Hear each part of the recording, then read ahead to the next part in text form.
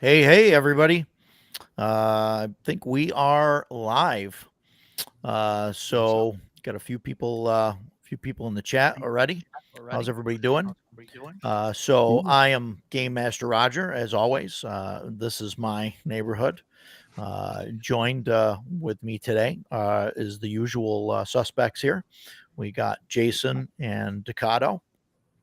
Good evening. And yeah, Howdy. so today we're going to be arguing or talking about how we run our games at the table, things we use, and all of that. I'm sure we'll miss a bunch of things and skew off topic just a little bit, like usual. For the usual. So yeah, the usual. So hope everybody's doing good today, and hope everybody's going to have a fantastic rest of the week. We know Thanksgiving's coming up in a couple days, so hopefully, if you guys are traveling, safe travels, all that fun stuff. So yeah, we talked about doing something like this a couple times, as far as how we run games and how we what the things we use at the table and whatnot. And I'm sure it's going to be a mess. I kind of wanted to separate it from, what we run for a normal game, like at home and our personal stuff, and then kind of get into some of the changes, that we do for one shots and convention games and things like that. Edgelord has got a great question though. Yeah, that's a good one. Have you guys covered DM Burnout? We have not covered DM Burnout. I have not been burnt out yet. No, there's been a couple times where I've gotten like over a campaign or something like that, just because maybe things didn't go in the right direction. Nothing currently though. That was a handful of years ago. But yeah, that's it. I don't know. What about Ducato? You run a lot. What have you ever had a burnout situation or?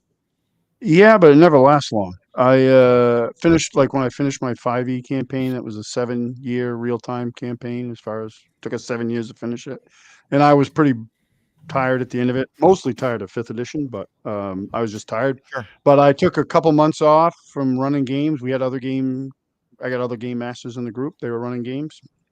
So you think that's more system burnout than just gaming burnout, or? Yeah. In that example, yeah, for sure. I was just really so, but then we had a window where like we could get some people together, and I was like, well, I want to run something because I love to play, but I really prefer to run games. And Sure, me too. Yeah. I was going to actually go back to that 5e campaign because there was some things that I could have done with their characters that I had ideas for, but when I sat down, I just couldn't do it. Like I just mentally couldn't engage with the material. So one of my friends, who actually was initially my biggest skeptic of Castles and Crusades, was like, "Do you want to try to run something in CNC?" And I was like, "Yeah." And then now 3.5 years later, we're playing CNC. We've been playing CNC for 3.5 years. So yeah, it doesn't last very long for me. I don't like I've been a player a few times, just a player, but I get bored in between sessions because there's not much for me to do. I update my character sheet. That takes about 5 minutes. And then what do? I like to work on games. I like to write and stuff like that. So it's like, I have to have something to do with that. So I end up getting right back into it really quickly. Yeah. And I know, Jason, you've been a player in most of my games. And so I think you've run maybe one game online. I think that I've been in one, maybe two. Yeah. You ran, I don't know. I'll think of it. I don't know if it was Cyberpunk or something, or It was something I think with the Alaska Boys like a Oh, while ago. oh, Didn't you do yes. something? Yeah, I remember running, but I don't remember what I ran. Yeah. Well, it'll Um, come to me later. But so historically, I mean, obviously you've got a great, DM locally, so, that really but no, how do you feel about burnout and stuff? Have you ever hit that totally point? understand it. The reason that I only play now is because I burned out severely from running. In 2 different systems. Shadowrun was the first one. I wanna say my 2nd tour in Germany, so this would have been 95, 98. I was running Shadowrun every single weekend, because I love it, and this was first/second edition. My guys were just murder hobos, like, nonstop. You Yes. couldn't Yes. it got to the point where I Yeah. didn't wanna waste time making an NPC of any depth because I knew that he was just gonna get whacked in the end. That was all that was gonna happen, and I got tired. I just got fed up with it, and said, "Okay, I've had enough, and I don't wanna do this anymore." Um, Sure. Another was 5e, my Alaska group in 5e, and I think I told you this story. I don't think I ever talked about it on here. Yeah. Um, I was making a campaign that, boy, I put a lot of effort in this thing. A lot of pre-campaign write-up, and I was ready to go. It was kind of in Scotland, but there was a lot of immigration going on. There was a war on the main continent, so there were a lot of people coming onto the island, and there were 3 different clans that were taking in these immigrants and using them against each other. So there was a lot of political stuff going on. Um, but to kind of get a break from that, the team found this pit, this really deep pit in the ground, and there were ropes going down, Mhm. and the ropes were tied to a donkey. So they went down the ropes to see what was going on, and after they came down, the ropes were cut. They didn't know that the donkey wandered off. Oh, that's what it was. The ropes weren't cut. The donkey just walked away and pulled the ropes Yeah. up with him. And the donkey would only respond to an explorer who was down inside the pit, who had been waylaid by some Underdark Denzians, and his group had gotten killed. So when this new group came down, he was like, "Oh, thank God, my saviors. What can I do for you?" Blah blah blah. They wanted to keep exploring. They kept doing so, um, but the NPC was annoying. And I made him that way. It was kind of a test on the PCs, how much you're willing to put up with. He wasn't being an ass or anything. He was really needy. That's what it was. Yeah. And about the 3rd session in, I talked about the DM who was a teacher. When he had a bad week, he would take it out on his players. It was the same guy, and he had had a bad week and decided he had had enough of my NPC and just one shotted him because he was only 2nd level rogue. He wasn't anything powerful, Sure. so he one shotted him. And when it was so abrupt to me, like it offended me personally, and I was like, okay, we're going to stop for the night, and we'll continue next week, and we'll decide what happens from there. Because I was like, I wanted to choke the guy. I was so furious about it. Yeah. So we called it a night. Came back the next week. They decided they were ready to leave the pit. They got to the edge of the pit, and it's several hundred feet. It's not like an easy climb. Uh, so they got to the edge of the pit. They're trying to get out. There's no ropes there anymore. And since they killed the only guy that can control the donkey, they were stuck. And that was how we ended the campaign. Yeah. And Nice. that was it. I continued to play with most of that group, but not the guy that did it. If he was running, I wasn't going to play, and if I was running, he was not invited. But that was 5th edition, and that was in Alaska. So no, actually, it was Yeah. online. It was right after I moved to New York. So this is around 2019 or so. Man, I have not run since. Nothing serious anyway, because I just don't want to put the time in it. Yeah. I've got a Greek campaign that's 80% written. I'm ready to go. Uh, I would have to find a system that I really, really like to make me Sure. want to run again, and I would have to find the right group. Sure. um, Yeah.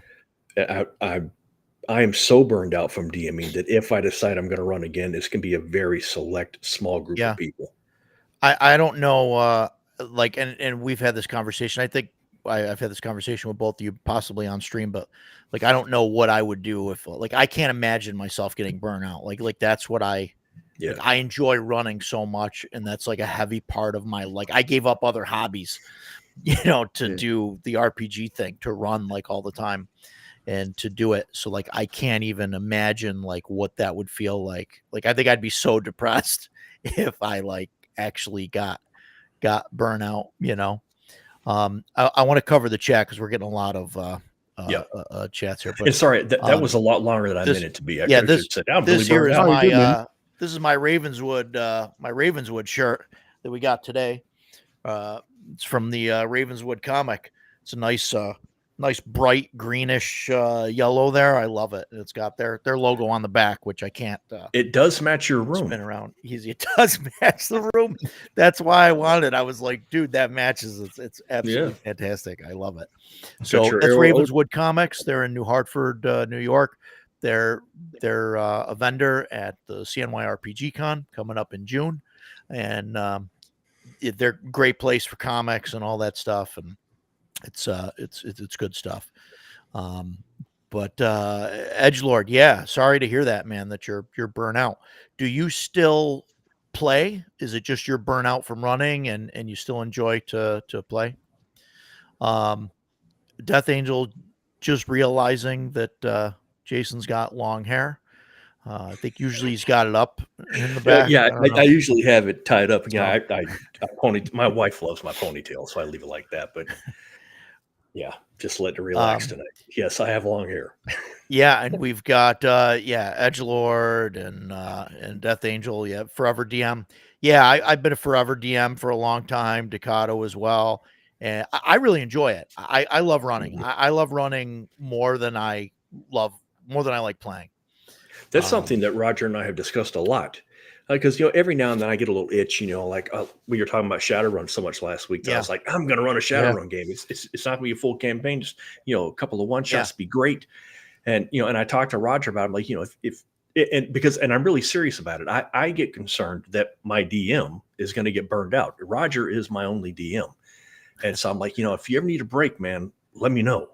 I'll run a couple of one shots. We'll do some small stuff, and you can take a break. And he's like, "What are you talking about? I love running." Yeah.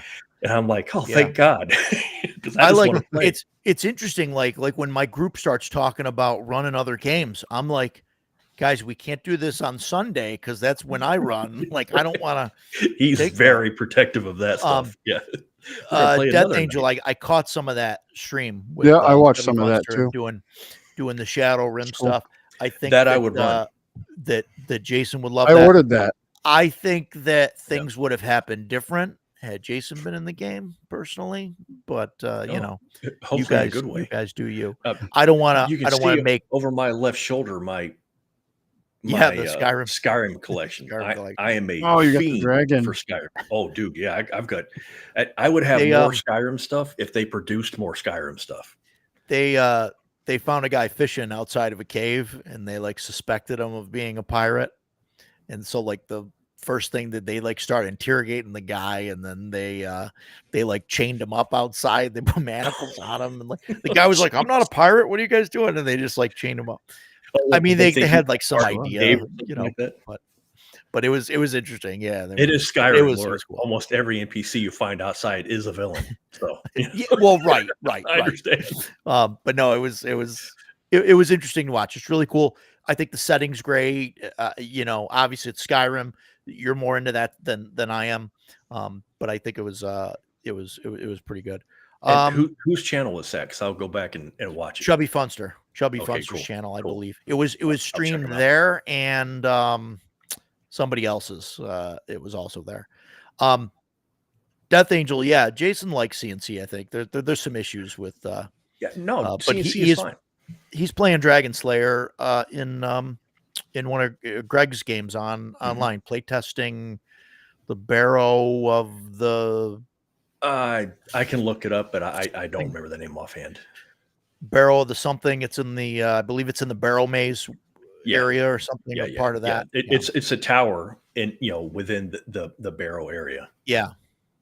Barrow of the Tower of. I'm gonna botch it. I'm gonna stop. You already have. Yeah, I could look, but I had to get my phone out and be reading it, and I'm trying to. Jason, you remember Jeff Sizz?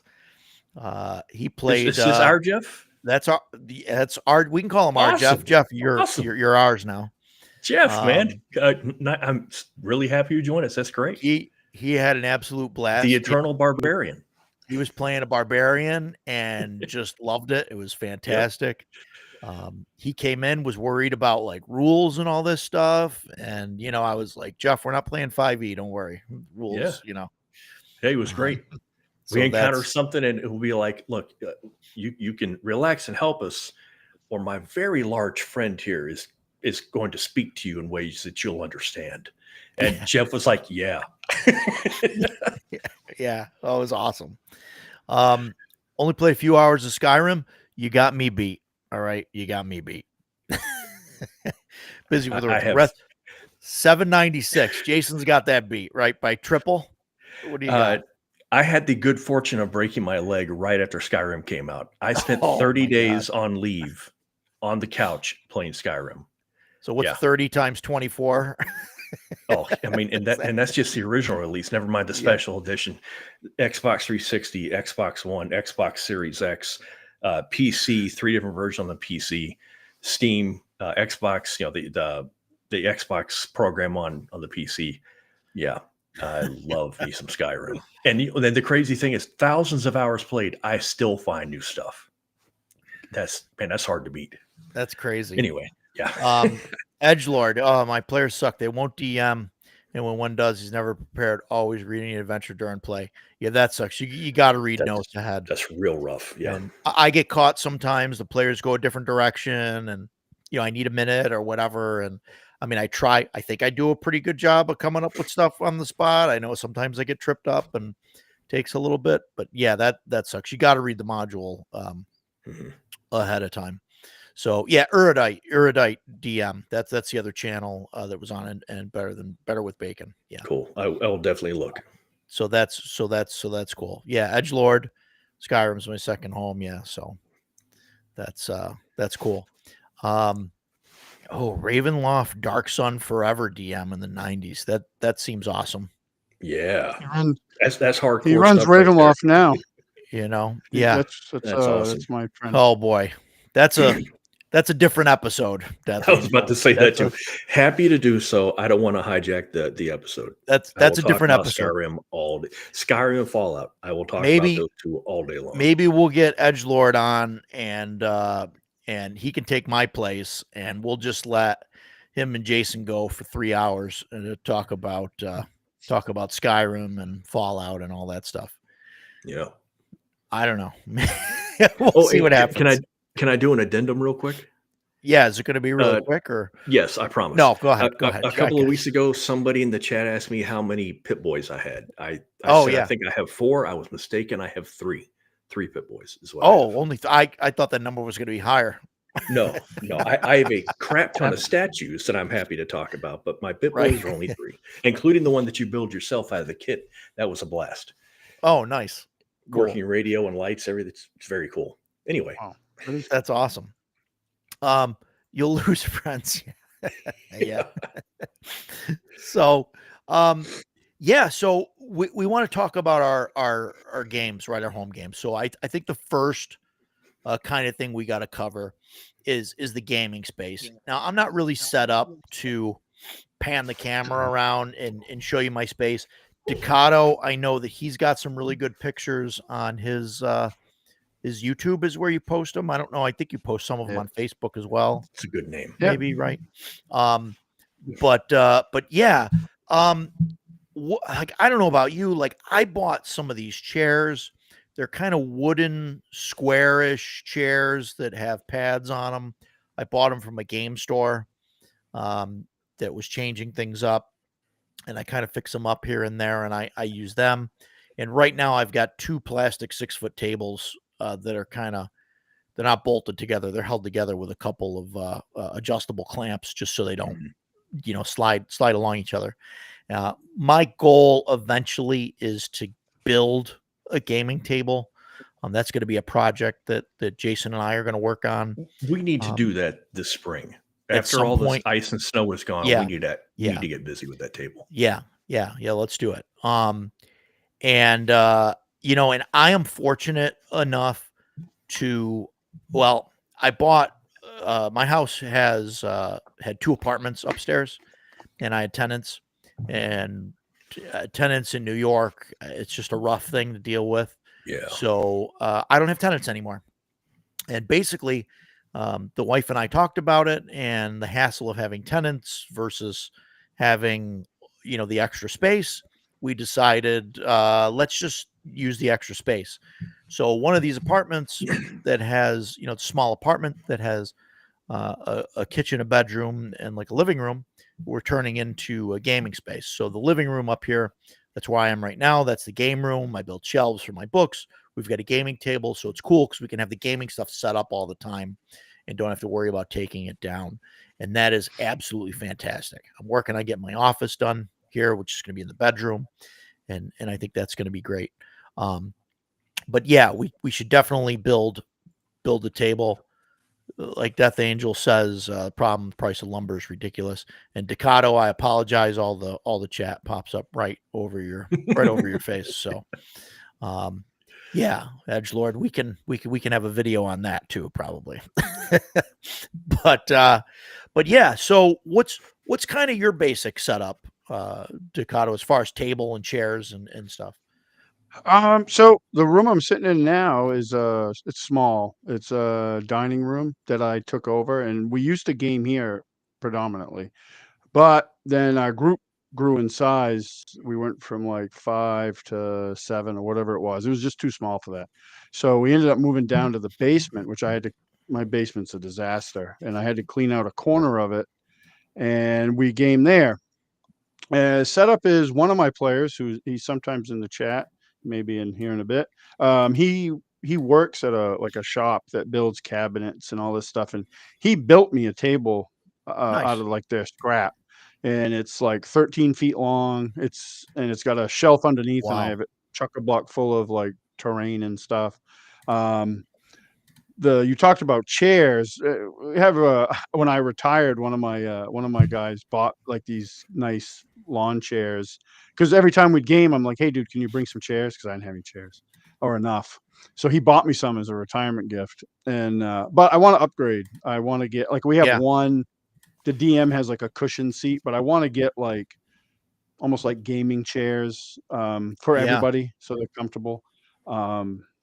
That's one thing I'd like to really upgrade down there. I'm always messing around with like lighting and stuff. I have some LED strip lighting, which we have fluorescent lighting, which nobody's really a fan. It's too bright for me. And then the LED stuff's too dim. And so we're messing around with it, Yeah. but it's Yeah. pretty good, you know. I've got I put in a ceiling fan, and I end up putting in they're like 100-watt LED bulbs, and they're like brighter than the normal 100-watt bulbs. They've got like a higher lumen. I don't know Oh, yeah. exactly what the number is, but they were like a lot. I think they're Fight, FEIT brand, and they're like the Edison kind of style, but they're the like daylight. And I like needed those in order to make it bright enough in here to play. Otherwise, it just seemed dim. Yeah. And yeah, so lighting's definitely important. I thought about putting in some like spotlights, or like track lighting to have stuff come down. I think we're okay right now for that, but maybe once we get a table in here, and we could fit 6 people at the table, 6 plus a DM, easily. I think any more than that, it starts to get a little crowded. But we could fit 6. So, yeah, that's the way to do it. Death Angel, start recruiting players that have that subset. Yeah, know how to And do you stuff. get them to help That's out. not Yeah. me. That's excuse me, sorry. That's where Roger and I are lucky in that. Roger's really handy. He works with his hands. He does all the time. That shelf behind him, he built all that. And I used to be a carpenter. I studied woodwork in college. So we have all the equipment we will ever need to build a really nice table and the knowledge to do it. Our first go at it, and this is something that we've talked about, our first go at it will be of kind of inexpensive lumber. Yeah. And we'll build it. If we like it, great. That's the proof there. And then the next one, we'll build out of probably some local hardwood. In New York, we're blessed to have beautiful hardwoods. Cherry, Yeah. maple is really, really, Yeah. it's everywhere out here. Black walnut, a little more expensive, but easy to get out here. And we're in Amish country. I mean, I can Yeah. go 5 miles down the road in any direction, and there's going to be an Amish sawmill somewhere. So we're Roger and I are really lucky with that. Jeff, that's how Jeff got recruited in the game. He was helping out with some of the work up here. That's right. Yeah. Jeff was doing the drywall because I hate doing drywall. Yes, Jeff Yeah. does the drywall. In fact, Jeff, Roger has some work for you whenever you're available. Yeah. There's a mill right outside of Rochester. Yeah, there's a lot of stuff up here. It's awesome. And that's the plan, to build a table out of pine and just see how it goes and make sure it's the right dimensions and things. Because I don't want to spend too much on building a table and then go, oh, I wish we were 6 inches wider, or we had this or that. But that's the idea, and hopefully we can do that. Yeah, maybe in the spring or something like that. We'll get that going. And even inexpensive pine, and I don't mean cheap pine, because cheap pine is garbage, but inexpensive pine. You once you get it built, put a nice stain on it. Sure. That's why you use pine. If you're going to stain something, use pine. If you're going to stain something, do not use something that's already got a beautiful color to it. Right, unless you're going to just use like a really light stain or something like that, I think. Oh, well, just use a varnish then. Or varnish, right. If you've got a really beautiful wood like cherry or the really nice hardwoods, man, don't stain those. Right. That kills me when I see that. Anyway, right. Would be a varnish, right? I suppose, but we'll do. Maybe when we do it on the stream, we'll do something. We'll talk about that, building the table, and we'll work on plans. That'd be cool. See if we can get a camera to film or take pictures of some of the stuff, and then maybe do like a how-to or progress video or something like that. I don't know. But that'd be interesting to do that. But that's something definitely that we gotta work on. Pinball. Cool. Yeah, there we go, Death Angel. Jason's YouTube channel, Carpentry and Crusades. I love it. I love it. Nope, I love it. I've said before, I am happy being a guest. I have no desire to be a YouTuber. Carpentry and Crusades. No. You heard it here first. Coming soon. Yeah. No. Yeah. While I build a table, I can bore you with my knowledge on medieval and Greek history. Oh boy, the subscribers will just come flooding in. Edgelord. You already got a subscriber. Edgelord signing up. No. So talking about gaming tables, there's a couple things that I do, kind of overall rules. And I don't know how you guys feel. Well, I know how Jason feels about some of this, but I'm a stickler for having no digital devices at the table. Now, I admit, originally I did the same thing with the DM stuff. I didn't want a computer at the table on the DM side. I use one now for a couple reasons. One, because it has the digital map on it and I can find things. And Matt's into. So you already got subscribers. So, and then there's the whole it makes it easier having a laptop to look up, monsters and things like that. So I have all the CNC books up. I have Joe Block's Bestiary up. I've got the AD&D book up, PDF, and I can easily search those things for what I need instead of trying to find the page and stuff. So I really try not use the computer as much, as I do. But as far as like phones and like player facing stuff, I hate that stuff. I don't let people use digital character sheets. Yeah. Use a tablet for PDFs. That's as a player, because I hate it, but get a book. I mean, that's really, that's where I'm at. It kills me when I'm, GMing and I look around and I see people like on their phones or whatever, or not paying attention. And then it irks me to the next level when they're like the first ones, to like look up and go, wait, What what? happened? Yeah. And it's Yeah. like, I Dakota just and I want were to talking throttle about people. that pre-stream. Yep. But Yep. yeah, so I really dislike phones and stuff at the table.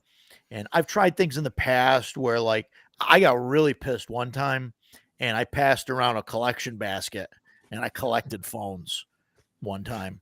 It really killed me. And I made people put their phones in a basket. And that lasted like a few sessions. And then people, I don't know. It just gets crazy. But yeah, I don't really like phones at the table. It kills me. Or tablets and things like that, even if they're being used for game purposes. Mhm. What how are you guys on that? What do you guys think? What do you do? y- Yeah, So I have, when I'm running games, I have my laptop there, and I use my laptop basically because sometimes I'll have my game notes are in it. I use a homebrew setting, so all my setting stuff's there. So I would prefer it if I didn't need it at all, but I'm kind of at the point sure. where I need to have that at the table. I Same. have Yeah. one player that uses he has a digital character sheet, and I would prefer there was no digital on that side of the table. Mm-hmm. Everybody else uses a paper sheet. He doesn't like his handwriting, so he does a digital, and he has some calculations and stuff too. So at the end of every session, when we give out XP, and he can punch it in, and it does math way better than me, which isn't hard. Yeah. But I like in our other games, like the Thursday night game. The only digital we really have right now currently is like a TV screen that'll the game master can put images up on, but everything is paper, which I prefer that. I'm Yeah. old, so I much prefer that. Um, but I'll run sound and stuff too, depending on whatever encounter they're in.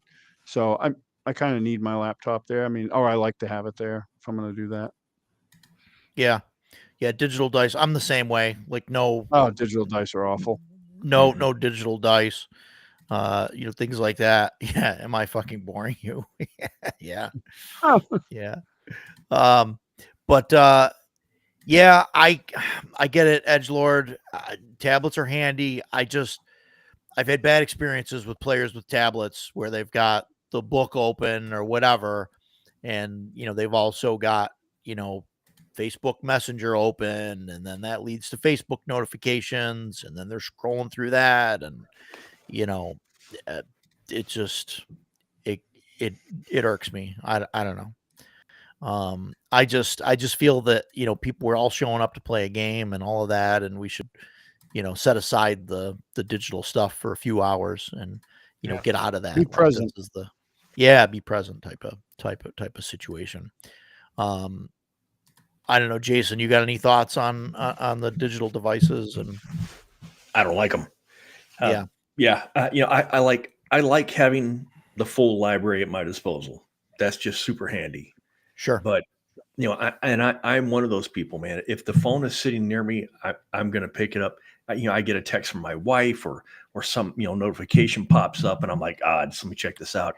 And I try really hard to pay attention to the game, but that Yeah. digital leash there is just it's Yeah. a detriment to the game. And like you said, it's supposed to be a social thing. And we have had players at the table, who I'm talking about, who will, as soon as his turn is done, his phone is in front of him and he's playing a video game. I Yeah. mean, the second his dice have dropped, he's back to doing that. Yeah. And boy, that's, as a player, that's hard to tolerate. As a DM, don't come back next week, dude. Yeah. So yeah, It's disrespectful, in my opinion. yes, I agree. am terrible at the confrontation.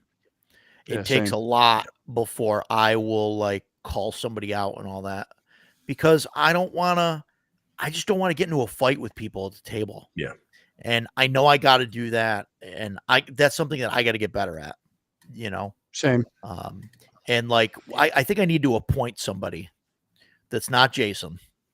And I'll explain why in a minute. Well, you know why, but I need to appoint somebody to like police that stuff for me.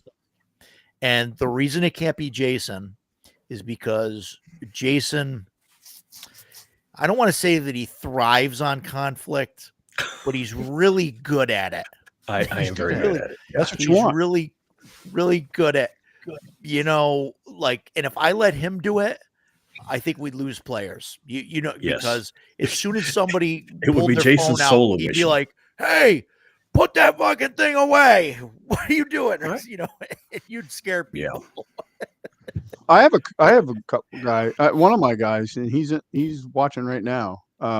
He'll speak up when Yeah. stuff's going on, and I've told him before. We've had this same conversation. I appreciate it, like, because we get together, and this is a little bit off what we were talking about, but Yeah. I factor in because typically we'll get some food beforehand. We'll order pizzas. We'll have pizza Sure. together. Then we'll sit Yep. down. We BS, and then that can stretch on though. And I'm not good at confrontation with my friends. I had a career where confrontation was my thing, and Yeah. I was fine with it. That didn't bother me at all. But with my friends, it's different. So it's like I don't want to stir up any animosity or anything with them. Sure. But he's, we've, the BSing's gone on maybe a little bit too long, and he'd be like, "Hey, let's get started." And I'm like, "Yeah, you're right. Let's go." And I'm like, you know what? I need to be better about that. I need to be better about managing the table, Yeah. cross talk. And I did have to speak up like in the last session because we had a bunch of conversations going on at the same time, and somebody's trying to role play something and it's getting, crushed with chatter. And I was just like, "Hey, simmer down." Yeah. And So I don't some of mind that. And I'm glad I have a guy like that at the table that will speak up too. Some of that, I think, not that this is an excuse for it, but I think like the way that you handle initiative is like a factor in that, because if everybody rolls initiative and you have like that number, right? Everybody kind of knows where they fall. And I mean, that's the way we do it, right? We roll and everybody knows like when they're going to go. So they know, okay, I've got, 3 people have to go and then I'm going to go. So they, figure, oh, okay, I can have a side conversation with this person over here because 3 other people have to go before it gets to me or whatever, something like that. Or if you're going around the table, it's like, oh, what order everything's in. And so, so maybe, maybe that needs to change. And I'm going to do a superhero game, and that's going to be Popcorn Initiative, which is you pick. That's how the system works. But you pick who's going to go next. So like the players get to decide, hey, it's your go. So anybody could be up at any time. And I wonder if that will help with people paying attention, because then they could be next, I don't know. I think too, like when I play, and I get distracted just like everybody else. But I also try to be present because one, I know what it's like to be on the DM side or game master side, and you look over and there's somebody obviously not paying attention, even when like you're talking, or even if you go.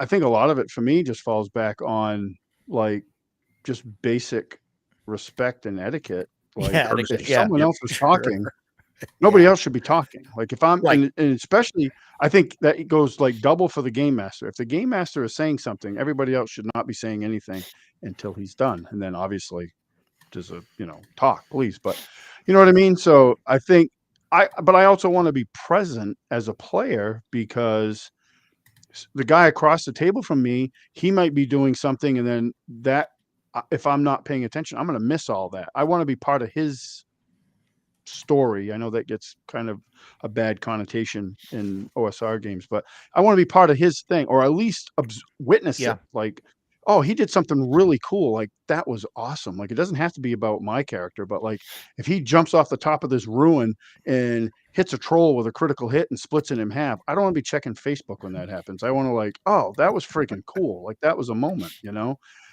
or like that's going to, he's going to say something that's going to influence my next turn. Right. I'm like, oh, well, I was going to do this, but this is way better. Or, it's going to influence me. Maybe I interject with like some role play or something, with my character, and I have we have that at our table too. I think all tables are pretty much the same in that regard, but we have some people that are really good about it and some people not quite as good Yeah. as they could. They're good, Yeah. but they could be better.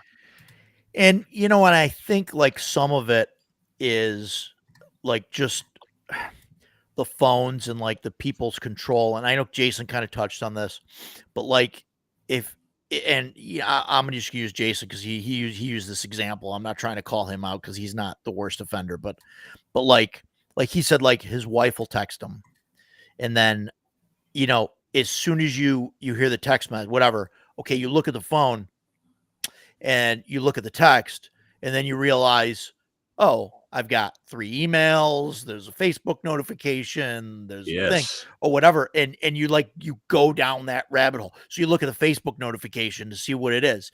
Somebody commented on a thing. You're like, oh, I got to say something back now because, I don't want to wait 4 hours. So then you do that. And while you're doing that, you see something else on the Facebook feed that catches your eye, because it's designed to do that. And then it's, you go down this rabbit hole of like, I'm on my phone for,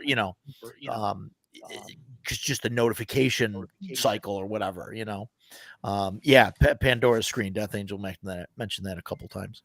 But yeah, but that's what it is. Yeah. Oof, Facebook. Yeah, exactly. We gotta build a Faraday cage around the room. I think that'd maybe that'll help.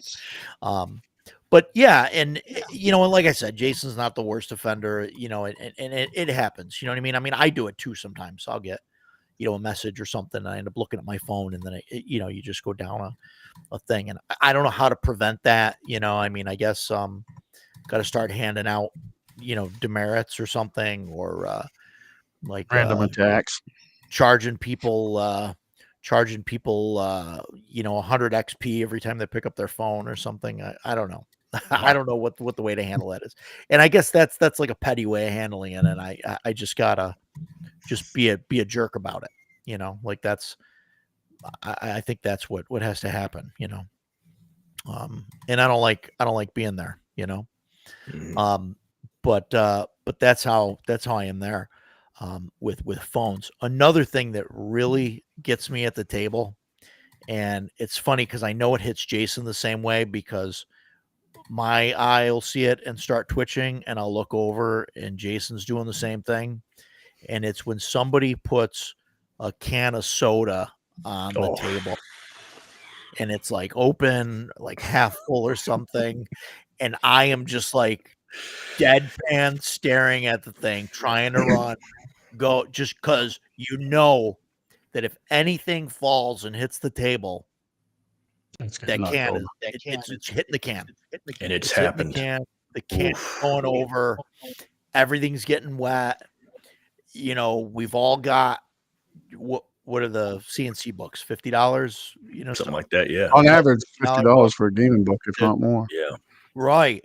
And that's assuming that you're playing a modern game where you can go to go to Target buy and another buy one. copy. Right. God forbid I have my Unearthed Arcana, my first edition Unearthed Arcana out, and Joe spills a Coke on it. Oh my God, dude. How are you going to replace that? It's crazy.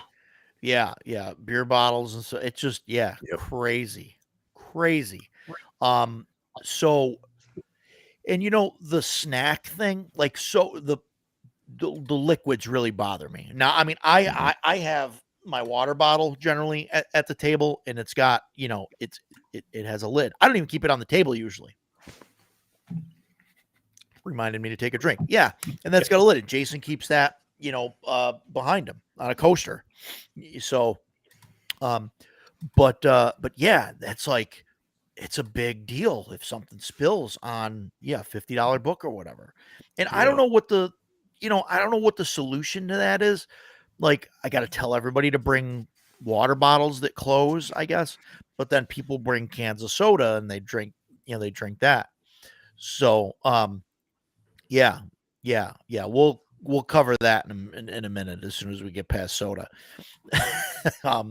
What do you do for soda and drinks at the table, Takato? It happens. We haven't, knock on wood, had anything spill. But yeah, I mean, the guys have it. We have soda or whatever snacks or drinks people And it's just want. on the table with the gaming stuff? Some, and then sometimes not. We have some side tables, but Yeah, because sometimes my table can get pretty full with stuff, as far as like terrain and miniatures and stuff. But it does wind up on the table. It probably shouldn't.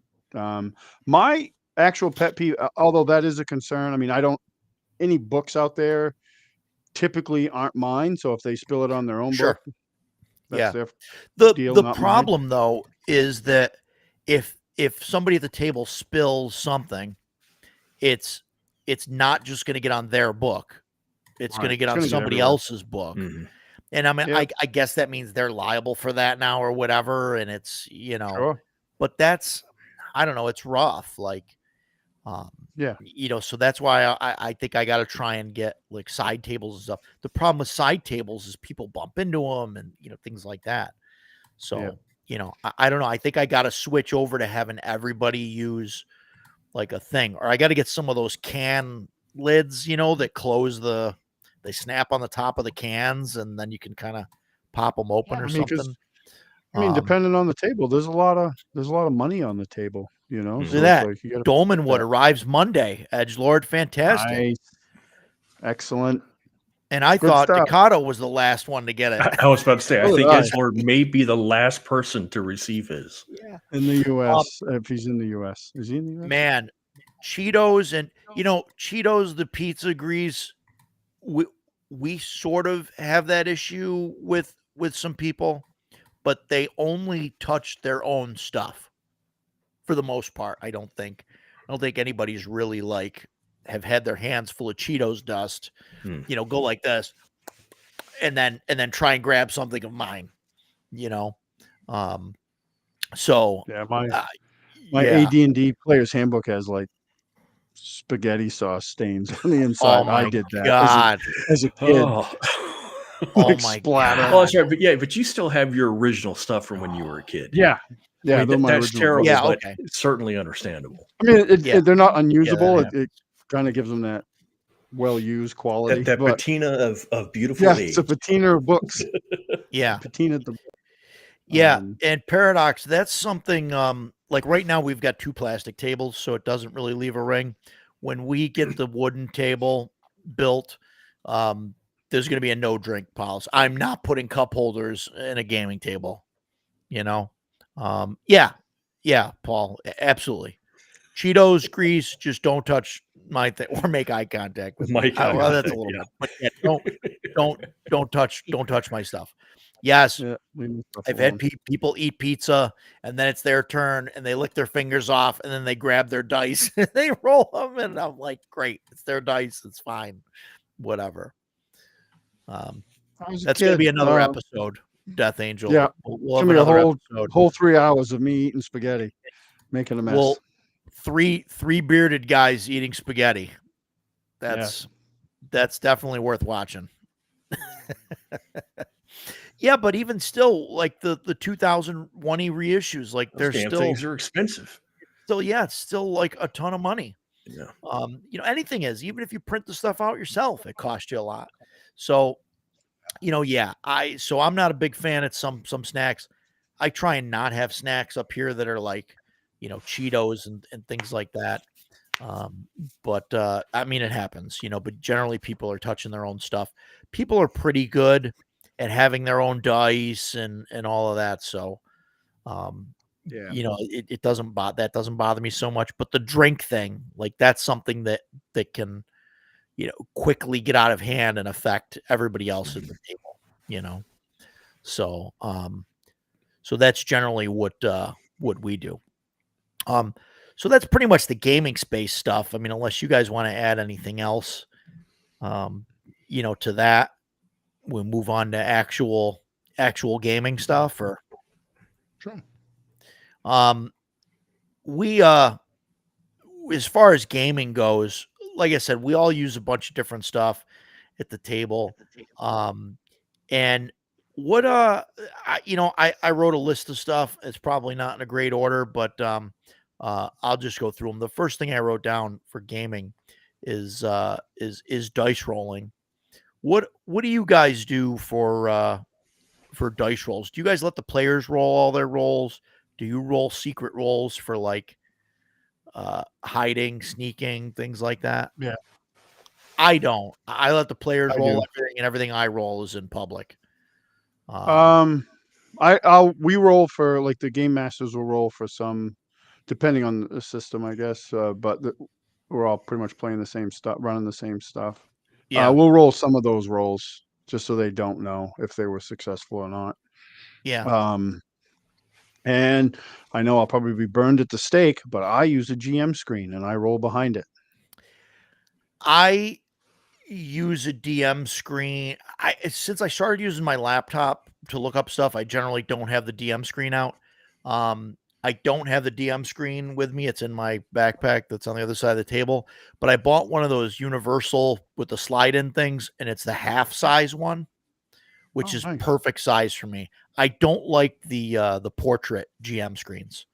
I think they're too tall. So I like the horizontal one, and that one being horizontal and half size is perfect. We do have kind of a wall up where I am because like my son and I use that section, and he bought this wooden one off Etsy that's really nice, and Nice. you can put different things on the back. And when I run, usually I'm running CNC, so I just take the CNC one and slide it in behind it. I do like the smaller ones though, like the Shadow Dark one that's lower. I like, that. They just Yeah. don't make one that way for what I'm doing. I guess I could make my own, but I do. I roll. I've always used the screen. If I was cheating behind the screen, my rolls would be a hell of a lot better. So Yeah.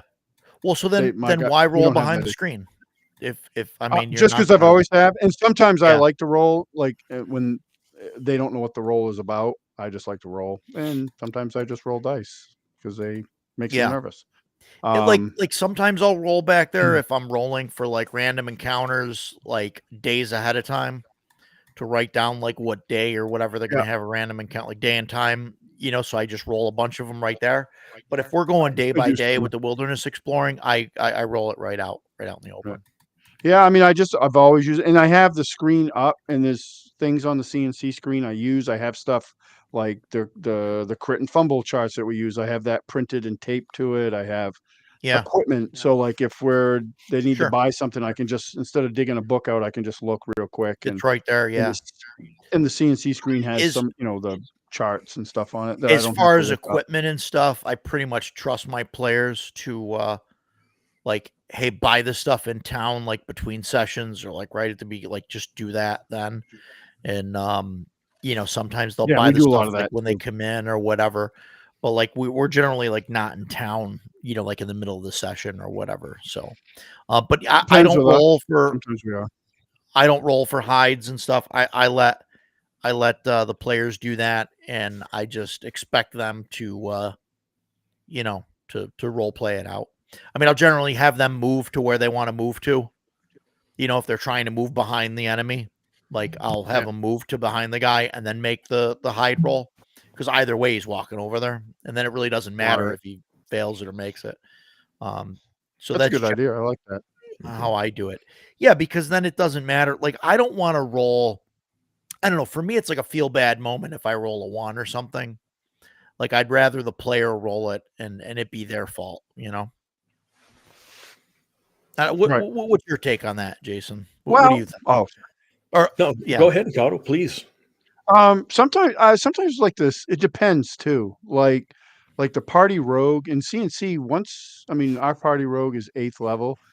He can pretty much move around fairly quietly without, I mean, he can climb stuff that he doesn't even need to make a roll for. It's like, sure. so Yeah. one of the things I do too with that, and it's a little bit off, but like if he rolls and it's decent, um, I'll let that roll ride for a while. Like I don't, like, and by the rules, it's Oh, like sure. every 30 feet. And if I got like 100 feet of terrain they got to cut, I don't want all those rolls. Just give me a Right. roll. They Right. give me a roll and they're like, oh, this was in the last session, I think he was sneaking around and he did make these rolls. I didn't. He rolled a natural 20 and I was like, yeah, you're fine. Obviously you're Yeah. fine. But then it carried. Like he was Mhm. like, well, I'm like, yeah, you're fine. Like I didn't like, we've done that, and I'm like, it's just, you're eventually gonna fail, for one, if the distance Right. is big enough. So it's Right. like, no. And I learned that from my Call of Cthulhu keeper that I played under when I played Mass. He was like that, and I was like, "That is awesome," and I'm going to do that because it's just needless to me. Like if you make a decent roll or you really freaking pooch it, yeah, you really pooched it, but Right. just let it ride and narratively explain what happens. So. I guess I kind of go back and forth looking on. We do roll some like find traps and stuff like that. We'll like, no, you didn't find any, and then wham, or nope, there wasn't none there. But Yeah. I guess the sneaking around ones, I think I've actually kind of let that go back to the player. I think my friend Chris does that Yeah. most of the time. Yeah. It's like I said, I just let the players make it. Like I don't want to make rolls for the player. Like that's like a feel bad thing for me. Right. Just let them do it. And like I said, my rolls, I roll them all out in public. I don't have anything to Mine hide, rolling out in you know. public. I mean, I guess if my table was set up a bit differently, and I have done that. I remember attacking Yeah. a character with early on in the campaign, they were way outmatched. There was like a Hydra or something, and the one dwarf fighter that was holding it off while the rest of the party ran to this exit. I rolled all the attacks on him, and I'm like, "Well, here we go." And I took the fistful of dice and like right out in front of everybody to see his fate, and see what Yeah. happened. But I do it occasionally, but I see a lot. I mean, obviously, we've all seen it's a big controversy of all things It online. is. You Zoom It screen, and is. I'm like, if I was playing with a guy that I was worried about cheating behind the screen, I just wouldn't Yeah. play with that guy. Like, Right. Mhm. No, and and like, it's not about that. And I'll tell you why you're wrong. And it's because because that it keeps like everybody invested, I think, a little bit more. Like sure, if you're behind the screen and you're just like kind of rolling, you're looking down and you're going, okay, I'm gonna roll this or roll this. Okay, I hit you for you know what I mean? Whereas if you do it out in public, like everybody wants to know, shit, is the dragon gonna hit that guy or like whatever is that, and I think it makes yeah. people a little more invested and less apt to, pull away, you know. I think that's smart. I don't think I'm wrong though, because I see that excuse online all the time, like, "You cheating behind Yeah. the screen." I'm like, if you're that worried about the guy behind your screen, you probably shouldn't play with that Yeah. dude. Like, I don't think my guys are worried about me cheating. But again, if I was cheating behind the screen, my rolls would be a hell of a lot better than they are, and they Sure. routinely Sure. suck. No, So and I don't think it's a cheating thing.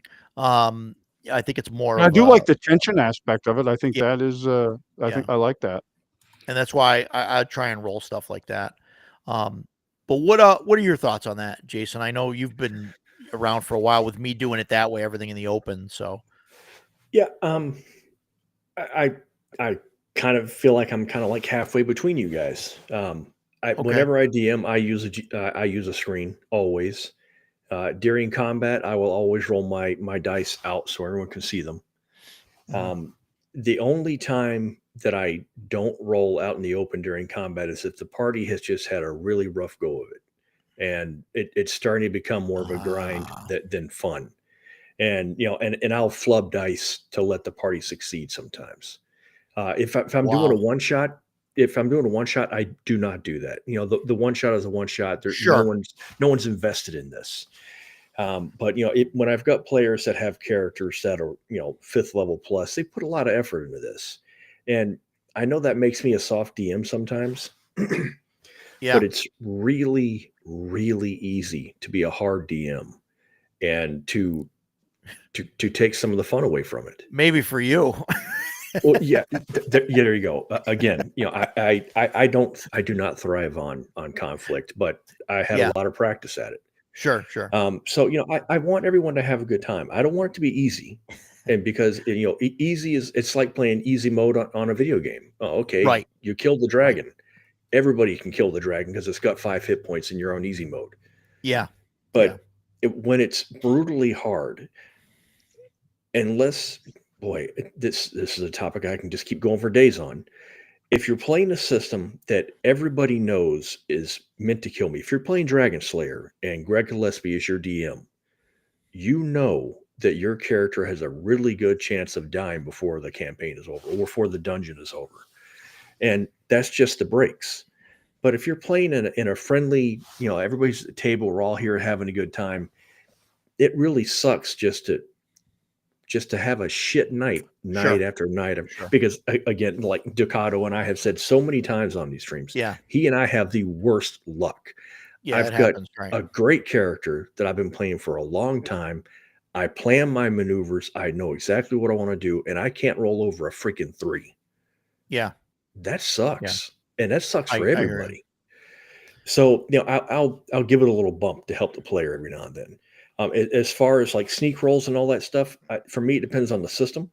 I Yeah. remember first edition, it tells you the DM should roll all these checks so the player doesn't know. I Sure. get that, but the player's here to play. I'm going to let him play. Roll your dice, Yeah, dude. Have right. a good time. Right. So, yeah, Yeah. No, it sucks to have to make all those rolls for a player. yeah, Yeah. and but also think about your players. Is this somebody who's like we talked about this Sunday? If you've got a guy who's sitting and rolling his 2 10-sided dice, he's rolling a percentile dice over and over and over, and then it's his turn. Oh, I rolled a 98, the huge success. Well, I saw you roll 25 3 times in a row, so I think you probably failed. If you've got players that have those bad habits, Sure. you can't trust them to roll these dice. You got to do it yourself, or Yeah. you've got to squash that. That can be confrontational, and that can be difficult for people. Right. So it depends on the situation. You just got to make a judgment call. But usually, I'll let the players roll their dice because it's just more fun that way. What how do you guys feel about like dice towers and dice trays and stuff? Trays. I don't let my mind. players use dice trays. I'm Mhm. kind of against the dice tower thing. Yeah, I'm not a fan. Just I because know it's like a problem. we Really quick, just Sure. so like, and I know you're on like the same wavelength here and stuff. Mhm, mhm. I've had issues in the past with players that they roll in a dice tray or a dice tower, and there's two things. One, there's the players that are using it to mask their real rolls, and then there's other situations where players are using it where they roll it. You have no idea what they're rolled. They're being trustworthy, but they have no idea what to add things to. They have trouble with playing the game as it is, and then because I don't see what they rolled on the die, I have to wait for them to do the math. Which is a problem. Yeah. So dice towers.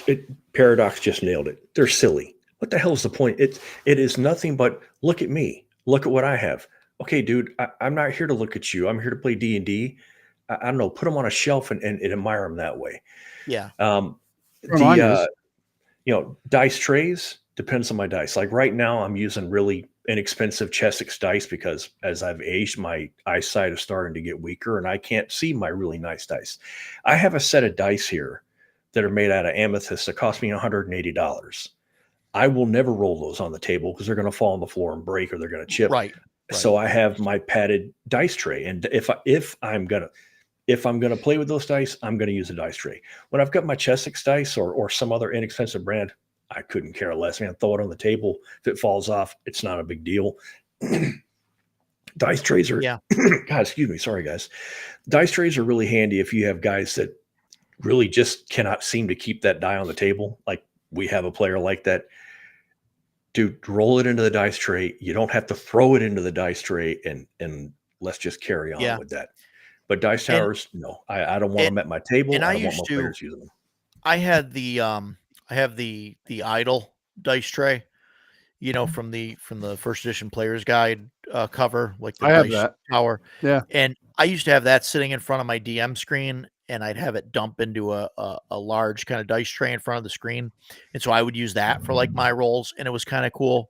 But then players thought that it was like that was permission to use dice towers at the table, and then everybody started bringing dice towers, and I'm like, I can't see what anybody's rolling. Well, yeah, right.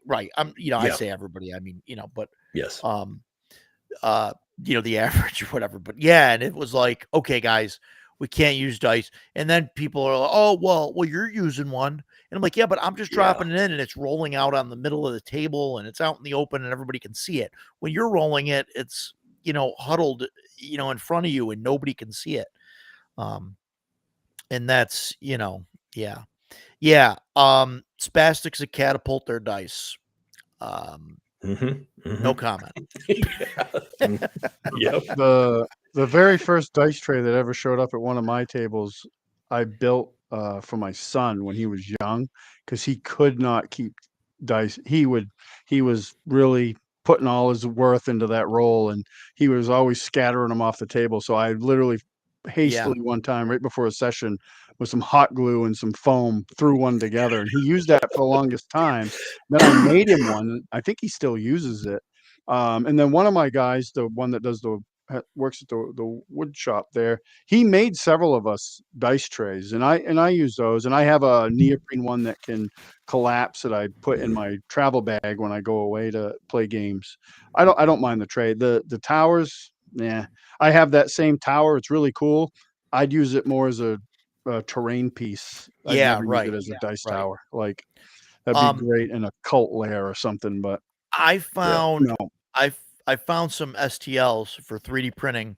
They're little dice towers that are maybe 3 or 4 inches tall, and they're maybe 2 inches in diameter, and it looks like a little round tower, and it slides. It's got a like a notch in it where it slides like right over the edge of like a standard dice tray, any kind of like cloth dice tray or the snap up ones, and like you could drop dice in there and it goes right into the tray, and they're small enough where they're not like, they don't take up a whole lot of table space. They clip right on the tray, and I think it prevents people from like, throwing the dice into the tray and having a thing. And I wish I had one here to show you.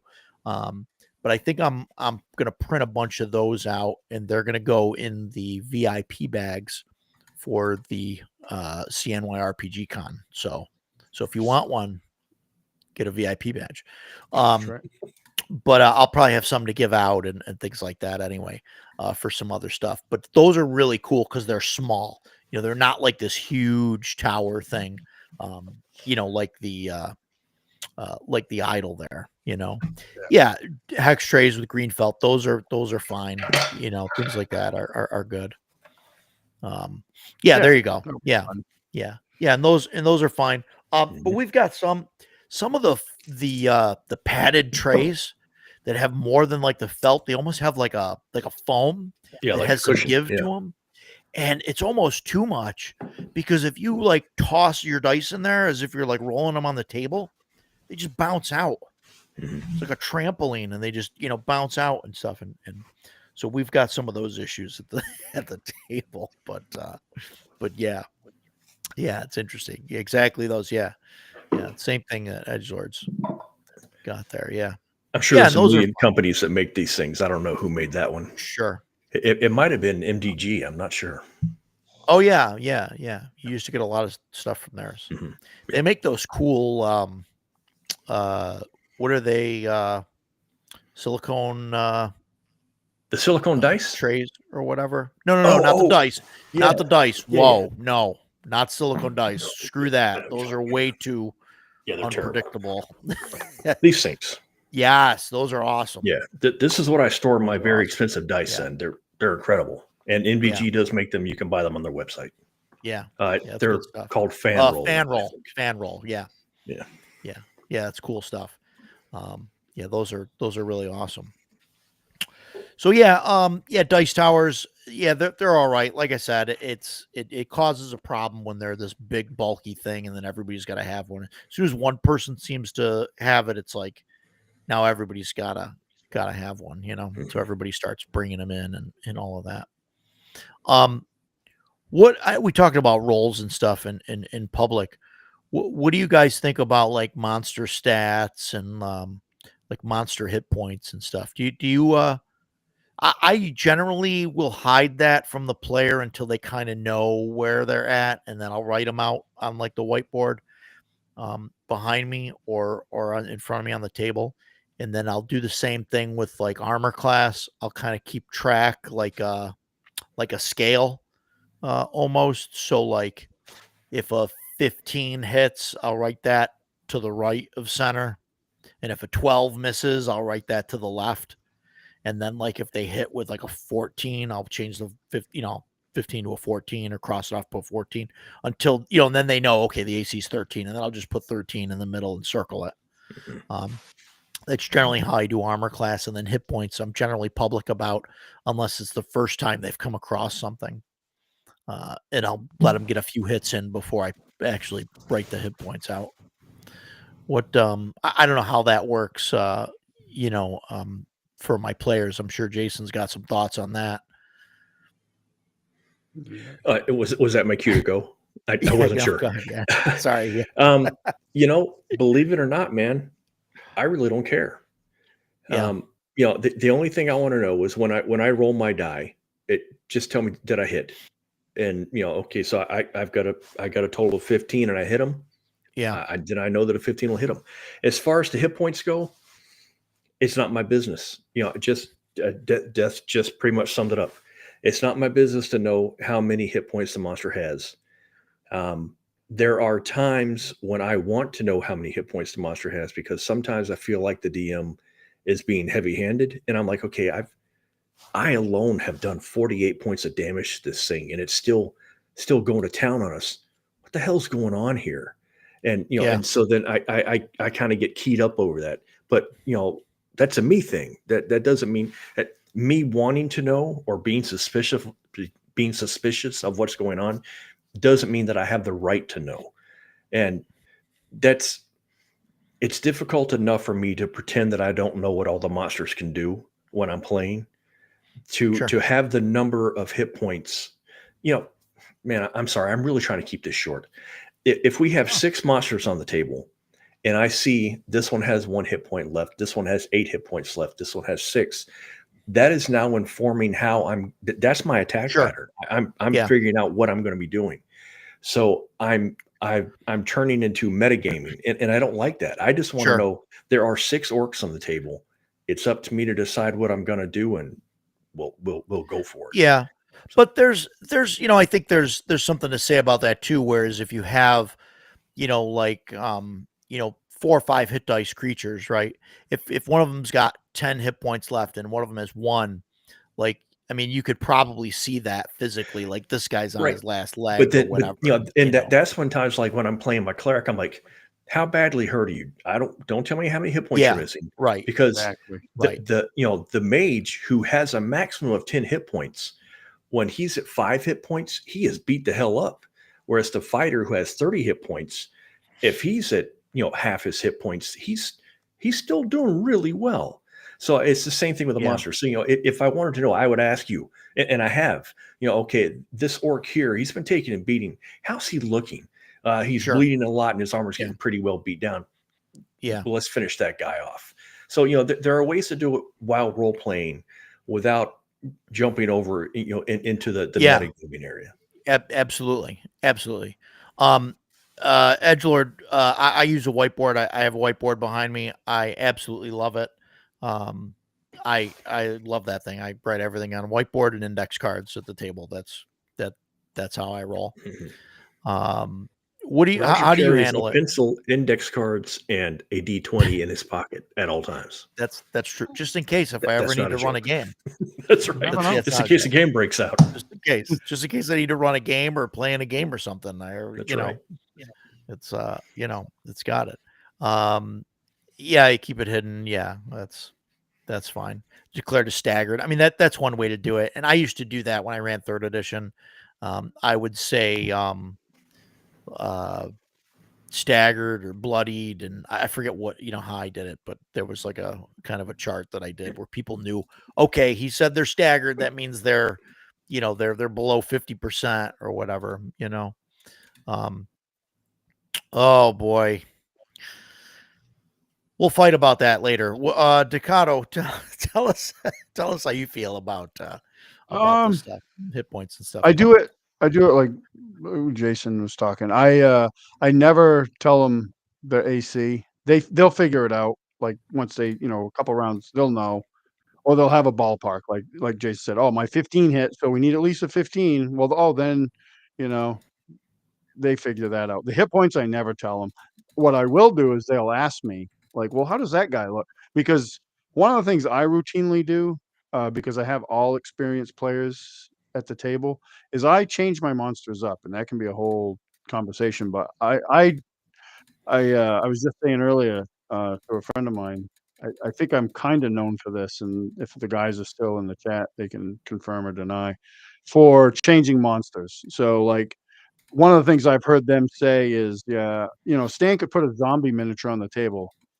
We have no idea what that zombie's going to be able to do. Yeah. Because we Yeah. do that to them. I don't do it all the time, but I do it a lot. Yeah. And because I still remember that time when everything was new to me and I really loved it, right?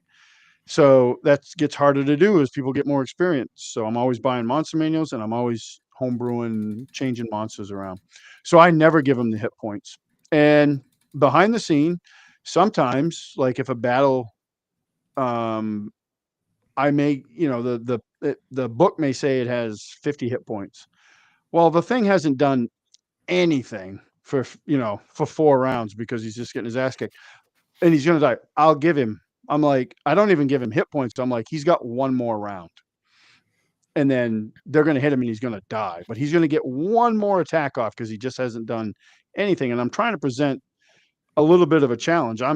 They probably don't feel Yeah. like I am, but I'm always like rooting for the players, but I also want Yeah. it to be challenging. I don't want it to be, there's a case for walkover battles, like, but like on a whole, I want it to Sure. be a challenge, like feel like they accomplished something. So sometimes I'll do that.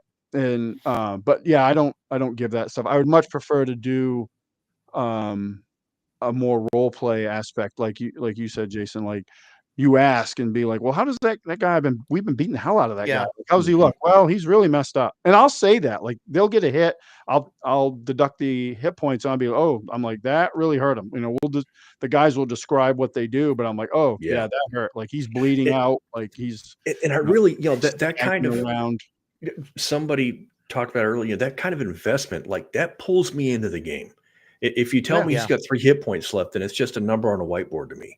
If you tell me, like the guy reacts when you smack him, I'm like, yes, now we're in it. I love that sort of thing. This is one of those things Yeah. about role playing that I really love. I want to be able to see my character on the battlefield. Yeah. Yep. So And like I said, I used to track like hit points behind the screen and then, tell people that. And I think I stopped doing that because it kind of turned into where people were just asking like all the time, like, wait, how's this guy doing? Or how's this guy look? Or whatever, like just all the time where it was like, okay, I'm just going to put the hit points out because it's, sure. Yeah. It's that. Yeah, I don't go with average all the time. For the most part, with my base monsters, everything's average. Like just for ease of doing it. That's generally how I do it. And that helps inform the players a little bit. I get that, but It depends on what kind of encounter it is too. Like, yeah, if I'm throwing, like I mentioned earlier, just briefly, the like walkover. Sometimes the guys they want to feel like badasses. So like you Mhm. give them an encounter where they get to be right. badasses. So I did this one Sure. encounter recently where they went into like this very small old dwarven mine and an ogre and fucking dozen or more goblins lived there. Not a challenge. Like the party fighter was in heaven because he got to rush into this throng of goblins, use whatever that ability they have in CNC. I don't remember what it is, where they can hit like one hit dice creatures all day long. Oh yeah, the combat mastery Yes, or combat dominance or whatever it is. And he just got to go to town and he loved it. And I'm like, it's not a big deal, right? So I never played 4th edition. But one of the things I did like that I learned about 4th edition, the minion rules. So I've done that where I've thrown just hordes of them at them and they all have 1 hit points, but there's hordes of them. So they're still going through every round, and that works really well.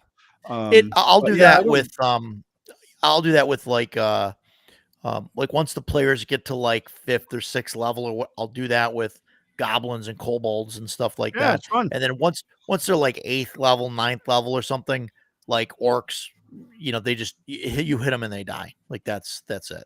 And I also, if they roll damage and they roll like 12 damage on an orc, okay, you kill 2 of them. Like they're dead. Just carry it over. Yeah, I do that all in big battles.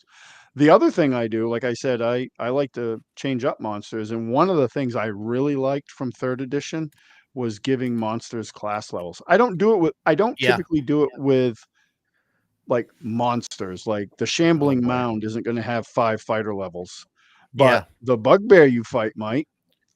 because he's really been around a Yeah. while, and he's a let me champion. ask you this then. Well, how do you feel about an old white dragon having 12 druid levels? So I'm asking That's interesting. just as a Now, asking for a friend. I can see where this is going. I could see I don't know. taking a creature like that and giving them I mean, I wouldn't level it out completely, but I would be like, oh, he can cast Sure. spells like a 12th level druid or something like Ooh, that. really? Oh, Yeah, okay. I would do stuff like that. Okay. I have Yeah. that example specifically. I have issues with it because the monster manual already gives them magical abilities. They cast spell as X level wizard. I think it's the first. They're not powerful, especially whites. Whites are not No, smart. whites aren't. No, You they're know, more animalistic. And I wouldn't do it for white. if we were in the Green. jungle, or we're in the forest and we encountered a green and it had druid levels, I'd be like, Sure. maybe. It lives out in the woods. It's a couple hundred years old. Why not? It's a white dragon up on a mountain up inside an ice cave. I'm not feeling that. Roger and I have talked about things like this many times, and I have always told him, I will never argue with you at the table. I'll let you know if I'm not happy about something after the game and we can discuss it, but I'm never gonna throw my junk on the table in the middle of the game. Sure. That's terrible etiquette. But that dragon was kicking the crap out of us, and it bugged me that it was casting spells that were way out of its area of expertise. And that was just one of the things in that fight that was irritating me. But none of that shit matters. The fight ran the way it ran. That's the way the game went. And it's done. That's fine. It's not a problem. Yeah. There you go. What yeah. Well, I'm kind of looking back at my list here. I don't know where we jumped around a lot. What? Let's Hard to let's believe, hit really. let's hit battle maps really quick because I'm kind of behind on the chat here. Battle map. I love using battle maps. Battle mats on the table. That's generally what I use, and I draw stuff out on them. The wet erase markers. Yes, they are great. You can draw them and then they don't erase when people are moving their things around and all of that. I've tried it. I learned to hate them because I want to be able to erase something right away and draw a thing. And with dry erase, I can just use my finger and erase it. Like that's it. Boom. And just, and that's it. And I can draw it back. So, that's why I use dry erase instead of, wet erase, just for ease of use. That's that. Undead taking level away. I do it, but Nope. it's a temporary thing. Absolutely not. Nope. I do it, doesn't but it's a temporary thing. It comes back. I think if you're drained like a level, it comes back automatically like 1 week per level. Things like that. That's I took because CNC does that, and I've hated that rule since I was a kid. And when I read Hyperborea and they do attribute damage, which he changed, they used to do level drain in second edition Hyperborea. Third edition they changed it to attribute drain. I much prefer it, and that's what I use. And my players are just as scared of undead as they were when they would lose levels. And then it comes back 1 point per day. Yeah, except for because I use the Hyperborea rules. You can they'll come back. You can have them, but the final point. So say you lost 2 points of strength, you could earn 1 point back with rest. That final point has to be restored with a spell. Yeah, right. Restoration. Ultimate dungeon terrain. I like the idea of that.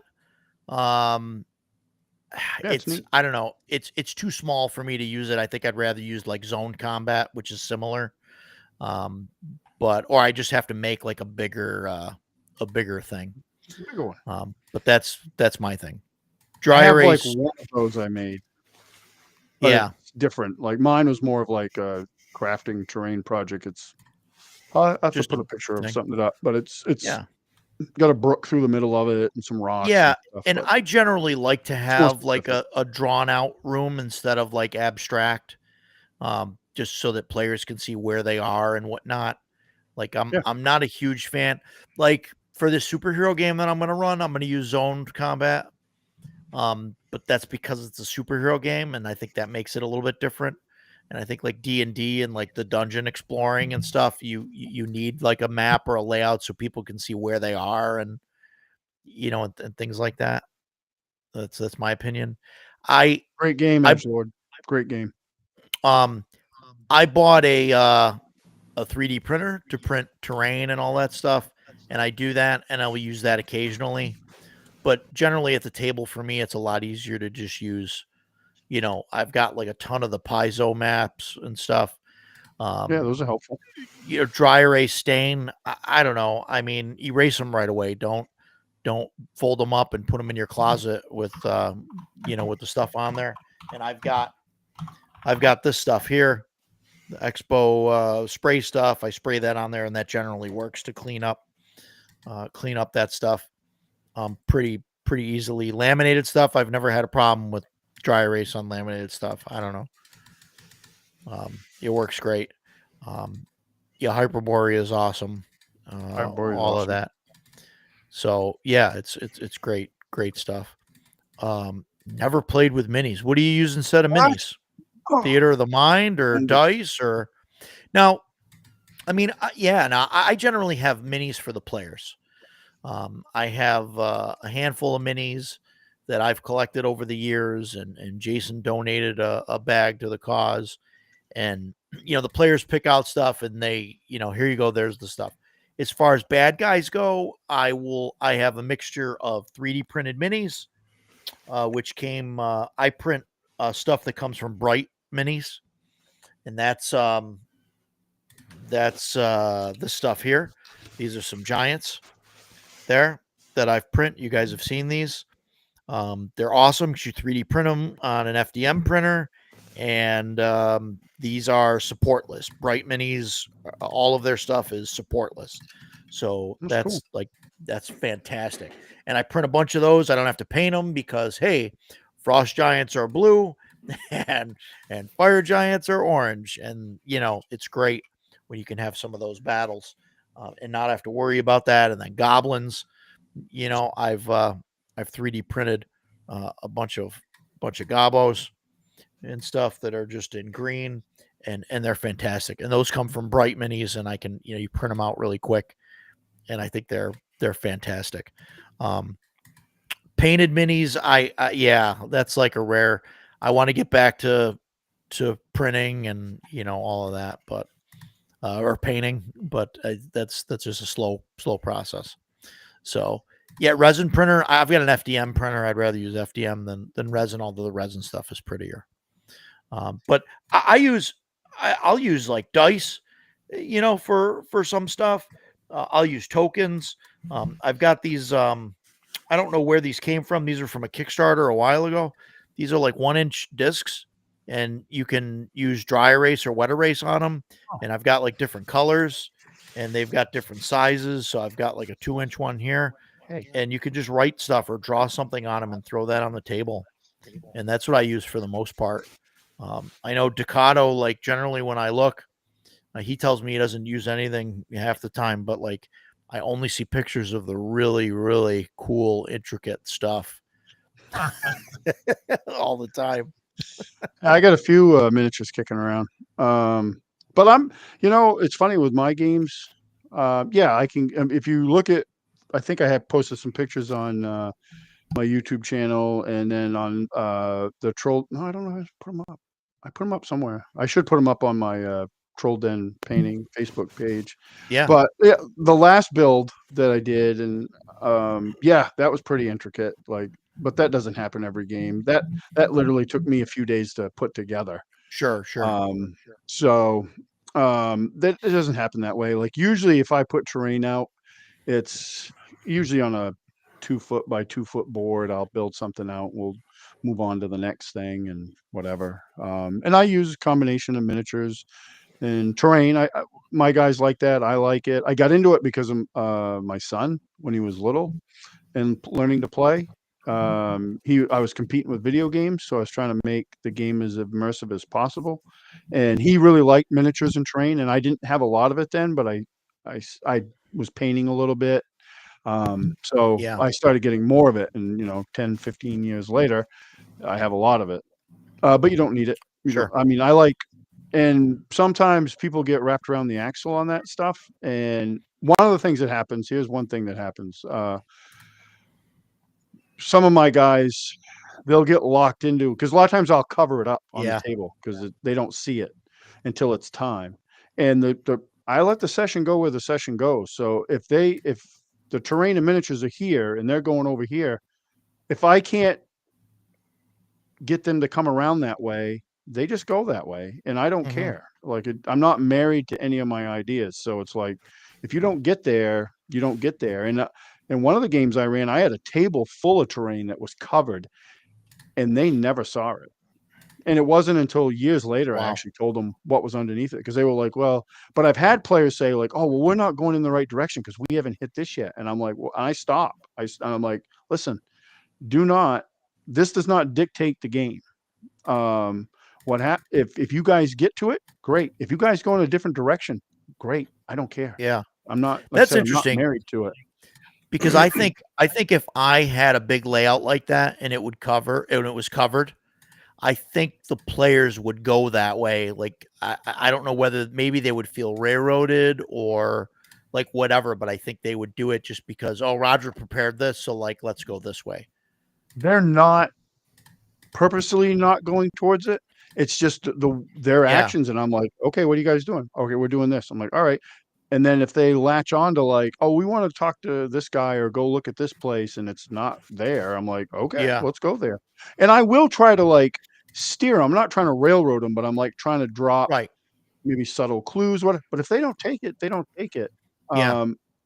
I don't lock them in, and I definitely don't want them to think like, oh, we have to go this way. Right. Now, Absolutely. there are I agree. times where we've decided, because a lot of times what I'll do, like we finish the adventure arc that we're on, I'm like, what are you guys doing next session?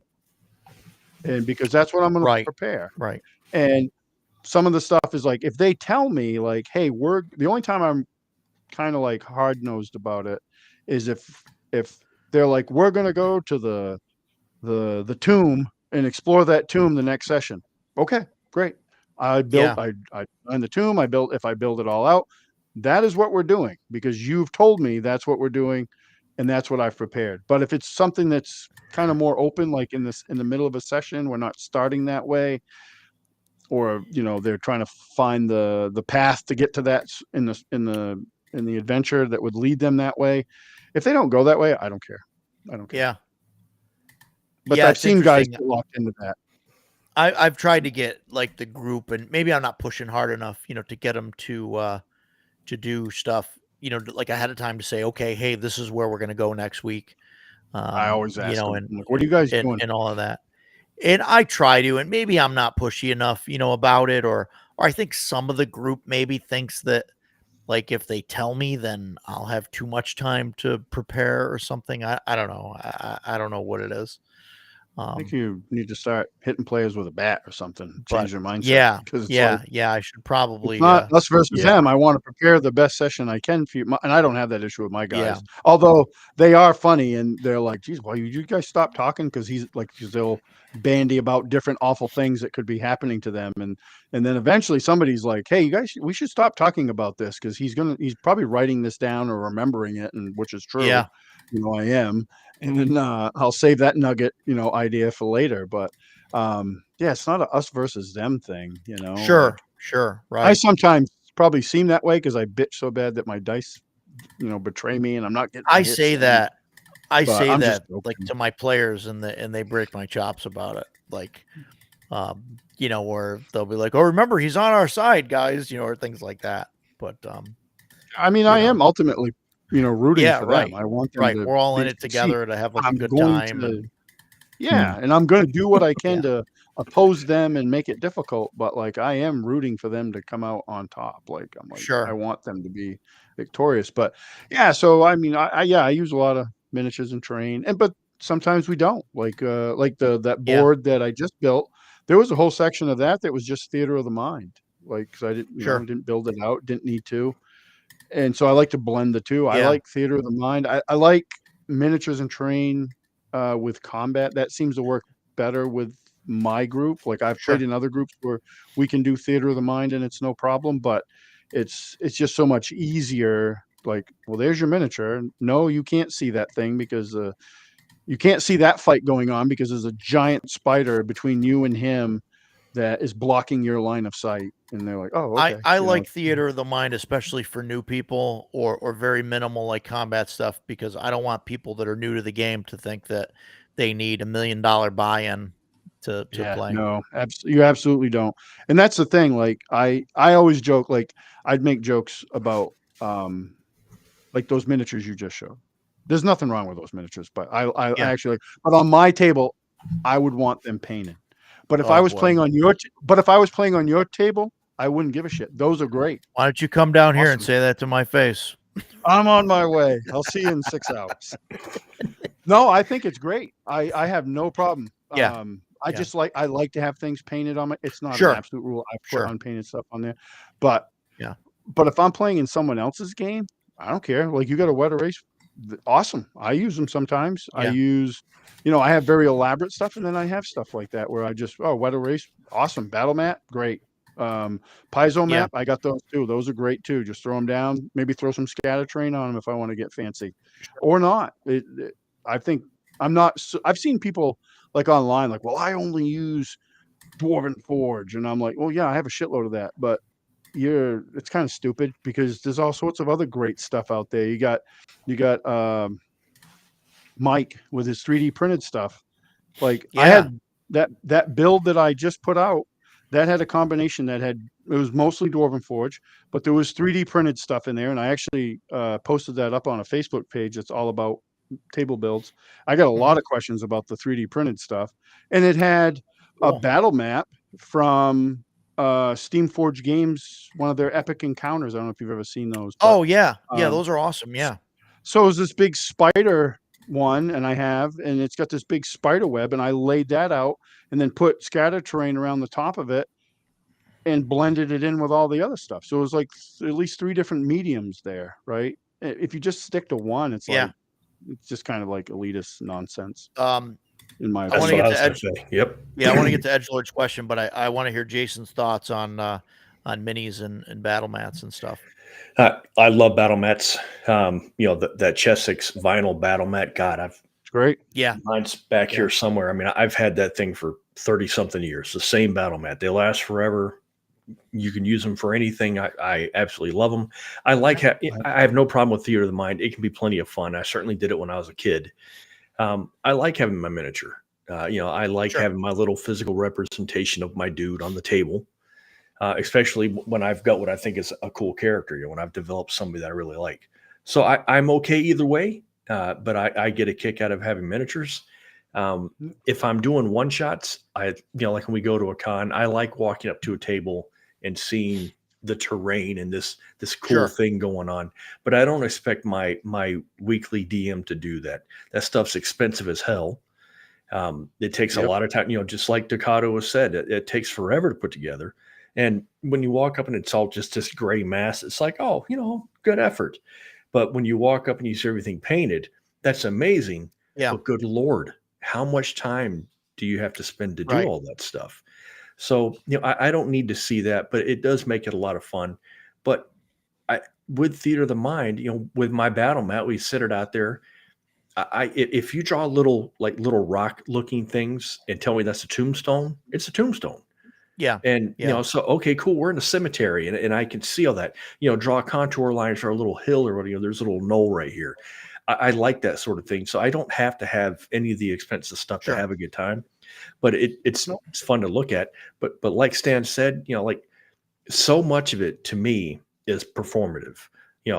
I only Yeah. use, whichever company you said, I only use a Dwarven Forge. Wow, you really paid 4 times more than you needed to, because my buddy Mike right here can make that stuff and he'll sell Yeah. it to you for a few bucks. And so it's just Yeah. that kind of turns me off about it. So There you go. I will say too, for me, running games, part of the enjoyment I get is the response I get to the presentation. So when I pull back the curtain and they see all this stuff, or I put the Whoa. miniature, and the Yeah. game actually sometimes will stop for a second or two because guys are snapping pictures and stuff like that. Yeah. That's part of the enjoyment for me. Like Sure. I Yeah. get, That's the juice payoff. from that. That's some of the payoff for it. So, Yeah.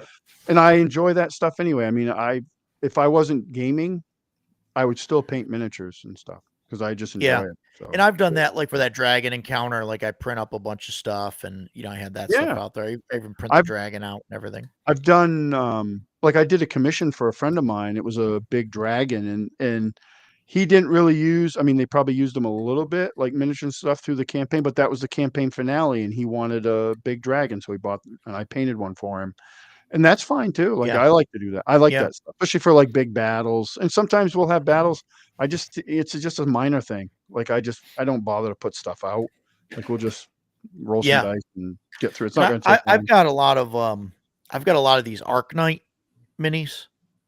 I don't know if you guys have seen them. They're flat plastic minis, and I've got like a small like card binder where I've got a bunch of these guys, plugged in, and they just come off the bases, and you get the bases separate, and they're just flat, and they're okay because they're kind of like, they got color and some decent art to them, and I think they work okay at the Yeah. table, Again, like I said, I wouldn't use them, but like if we were playing at your table, and Yeah. I'd be like, yeah, give me one of those things. yeah. Mhm. No problem. Um, I just like miniatures and terrain when I'm using miniatures and terrain. But just because this is pretty far down. What day of the week? Geez, favorite day to play. I play all day. Right I now, play- my day to play is on Sunday because that's when everybody's kind of available. It's a day off. I'd rather it be a Friday or a Saturday night, just because then if it goes a little late, it's okay. Yeah, we But- typically my game we play on Saturdays. Typically, we did play Sunday because of scheduling, a holiday nonsense. But Yeah, I typically play Saturday evenings, every other Saturday evening. But I play Thursday night. I play sometimes Friday night too, with two different groups, and then a monthly Saturday with another what group. day? What day is good for you, Jason? What's your ideal? When I first met my wife, one of the things that I told her was that I played Dungeons and Dragons, and if I could, I would play every single day of the week. I still mean that. But I live an hour away from Roger. We play at his place. I live in the middle of nowhere. There is nothing where I live. So, it's not like I've got groups clamoring for a player. So we play it Sunday because that's what we all kind of agreed to. But if I could, Friday and Saturday, like our Sunday game specifically, we start at 4 p.m. We finish at 8-ish. Then I drive an hour home and I got to go to work the next morning. Yeah, I really, really like the marathon games. Start at 5 o'clock on Friday after work, and we're playing until 2 o'clock in the morning. I got a case of Mountain Dew next to me, and there's an empty pizza box over here. yeah, That's like that's the best part of my life, honestly. As lame as that may sound, memories of that sort of Sounds thing good to me. will be with me until the day I die. yeah, So if I can keep that going, I certainly would. Just right now, it's not possible because I'm not driving home through the woods at 3 o'clock in the morning, Monday morning, Sunday evening. It isn't feasible. Yeah. But yeah, if we were closer, man, I would love to play Friday and Saturday. Yeah. That'd be great. Expensive even if you print your own. I think you're talking about minis there. I don't know. The minis that I've been printing they're pretty cheap. You print them for pennies. Making terrain is really fun. Yeah, DM Scotty is definitely one of the go-to channels on YouTube for doing that stuff. He's made some awesome stuff. I don't know if you guys have checked him out, but DM Scotty's really awesome, and He's the OG. Wylock is really awesome. Yeah, he's the OG DM Scotty, and Wylock is definitely he's been out there. He does a lot of terrain videos and stuff. and he's the one that's designed Neon Skies, the RPG that's Oh, okay. that's I didn't know Twyla. that. Yeah, and it's If- it's it- really Yeah, he's got a stuff. good channel. If you want to find really good channels for terrain building, not the 3D printed terrain stuff, but like Mhm. from scratch terrain, look up model railroading. Oh Yeah. yeah, You get those lot of old those guys guys that have been are- doing that stuff for decades. yeah, Wow. And along with that, what Jason just said, if you're looking to get into like terrain building and stuff, don't go buy the canister of flock from Games Workshop that's going to cut. No. Go buy the model terrain stuff. Get a 32-ounce shaker of that stuff Yeah. for the same price as the 4-ounce thing of the miniature, fantasy miniature brand. They're all kind of overpriced that way, but the railroad stuff is great. I use that stuff all the Mhm. time, and those guys are great at like landscape building and Yeah. stuff like that. There's some, if you fish around on YouTube, there are some phenomenal, like, and if you're on Instagram, I wish I can remember the guy's name, and maybe I can post it at some point. There's a guy on Instagram that built. It took him. It's got to be over a year. He built one of the most impressive boards I've ever seen, like multi-dimensional ruin, and he built it all to play Hero Quest on, I guess. And Nice. now he's building, and he'll post updates. And he's building basically this Underdark Drow city. It's just mind blowing. Like, I can build stuff, but then I look at that and I just want to throw all my stuff in the trash. Like, that guy Yeah. is awesome. That Yep. guy is awesome. Can Super relate. inspirational. I would play on those boards forever. 4 hours, Death Angel. Yeah, we do a weekly live game, in person live game, and we do 4 hours, 4 to 8. Sometimes it's a little bit longer. But yeah, that's pretty much what we've got for just timing with everybody available. Everybody's got families and things going on, and I would love to do a longer session. I don't know if that's possible for everybody. Not on We're a about Sunday the night. same too. Not on Yeah, a Sunday. we're Yeah, about the right. same. Like, yeah, that's We like get a thing. together at I mean, at Yeah. 4:30, eat pizza, maybe start. Hopefully, the goal is to start by 5:30, but it's a lot of times it's closer to 6, and then we play until 10. And And I would that's like to maybe start a little bit earlier if we can, but it depends on people's schedules. Like, the evening works better for everybody, but sometimes, like, some of my guys, they got a rotating schedule, so they're not off that Sure. day. So I've had guys show up right from work, to play. So I don't know, something we'll have to talk about, but yeah. I wouldn't Um, mind getting a little bit extra longer time in, but Yeah, maybe we never play later. played or run a session shorter than 8 hours. Yeah. I mean, and I wish I could do that, weekly, but it's just not in the cards, I think, with too Yeah, many when people have when I things was going on and stuff.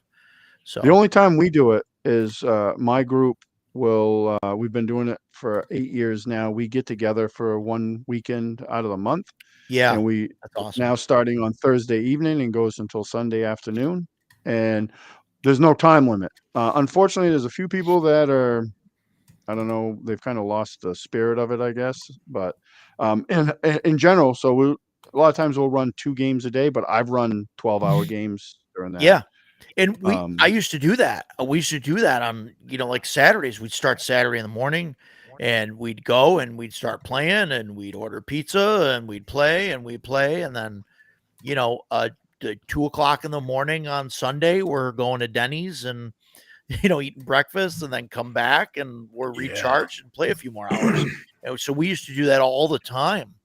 But I mean, it's just, it's harder now. Like, people are married, have kids, and things like That's that. the thing with my guys, they Um, got kids and they got their activities and stuff. So, but we still do it, and we stretched it to Thursday. I mean, I have my friend, he's in the comments, Zagig. He comes up from Pennsylvania. He's and stays with us, and yeah, I think that's one of Rooster's my about guys. 45 minutes. Rooster's one of your guys. I think he's about 45 Yeah, minutes behind. my He buddy just Matt. posted that. And Yeah, not a fan. and then I'm right there with you. audio thinking at Crinkly, yeah, Dice Towers, yeah. Yeah, he's about 45 minutes. So welcome, Rooster, from the future. Yeah, Okay. But He's my 12 he's noon. my table enforcer. Oh, there you go. I need one of those. Yeah. 12 noon until Star Trek: The Next Generation came on at 7.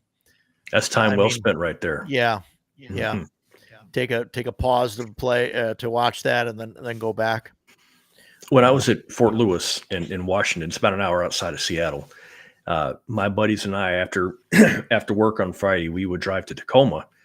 There was a really good game store. It was a huge warehouse that the guy bought and turned into a game center.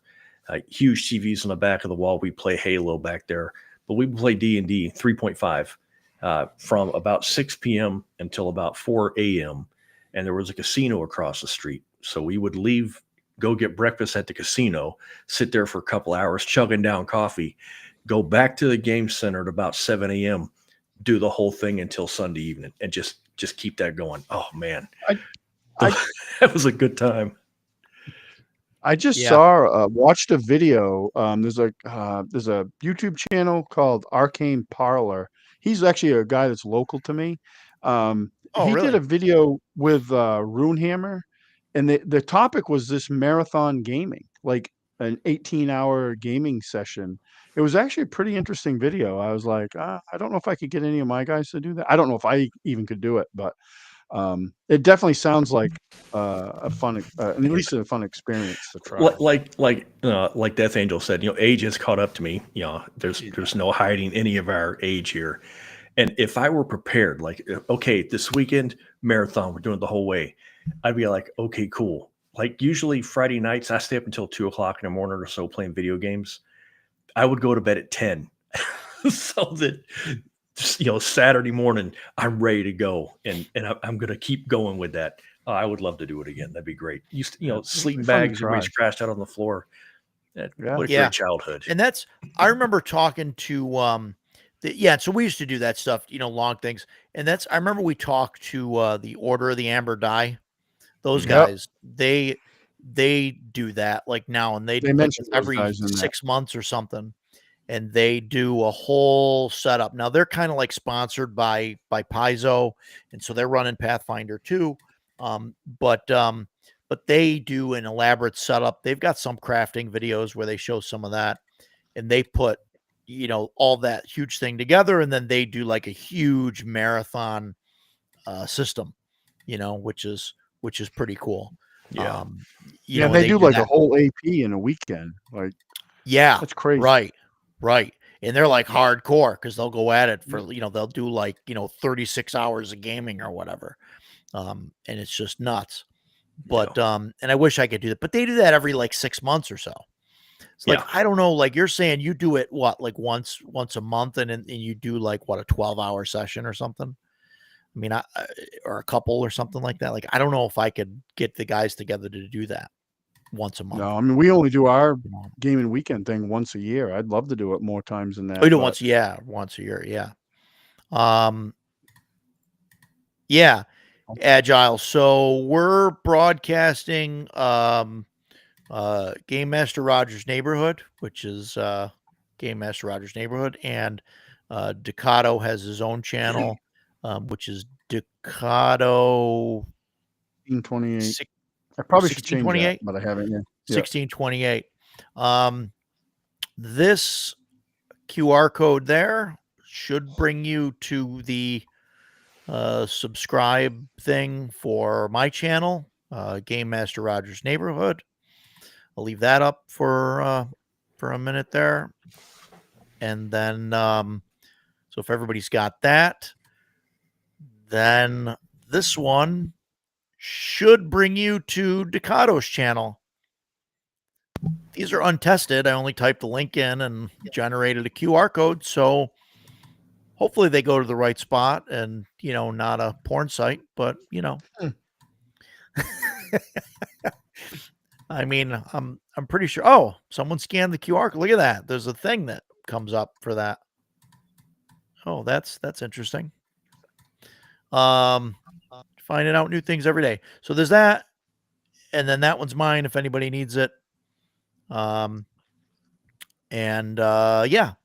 that is that. Yeah, so we're streaming on both platforms there. And and that's until Jason's channel gets a start. Not happening. But I don't know why you guys keep saying that. It's not yeah. gonna happen. No, it's just because you're the only one without a channel, so it's just one. Yeah, the chats cross over on the stream, not in the channel chat. So if you're on the channel chat, but on the screen, it should show both things. Yes, Death Angel, I am playing with the restream features. It's a little much to get stuff, keep track of everything. Ducato's got some business coming his way. I hope so. So yeah, cool stuff. But yeah, so I'll just leave that there. But look, even Ducato's excited. Look at that. No, we're definitely going to do some carpentry videos. We'll when we start building this table and planning it out, we'll try and post some of that stuff. We'll try and do maybe some live stuff. I don't know, but okay, cool. Thank you, Agile. I'm on the way to 500. That's the next stretch goal for my thing. We're at like 103, 104, something like that right now.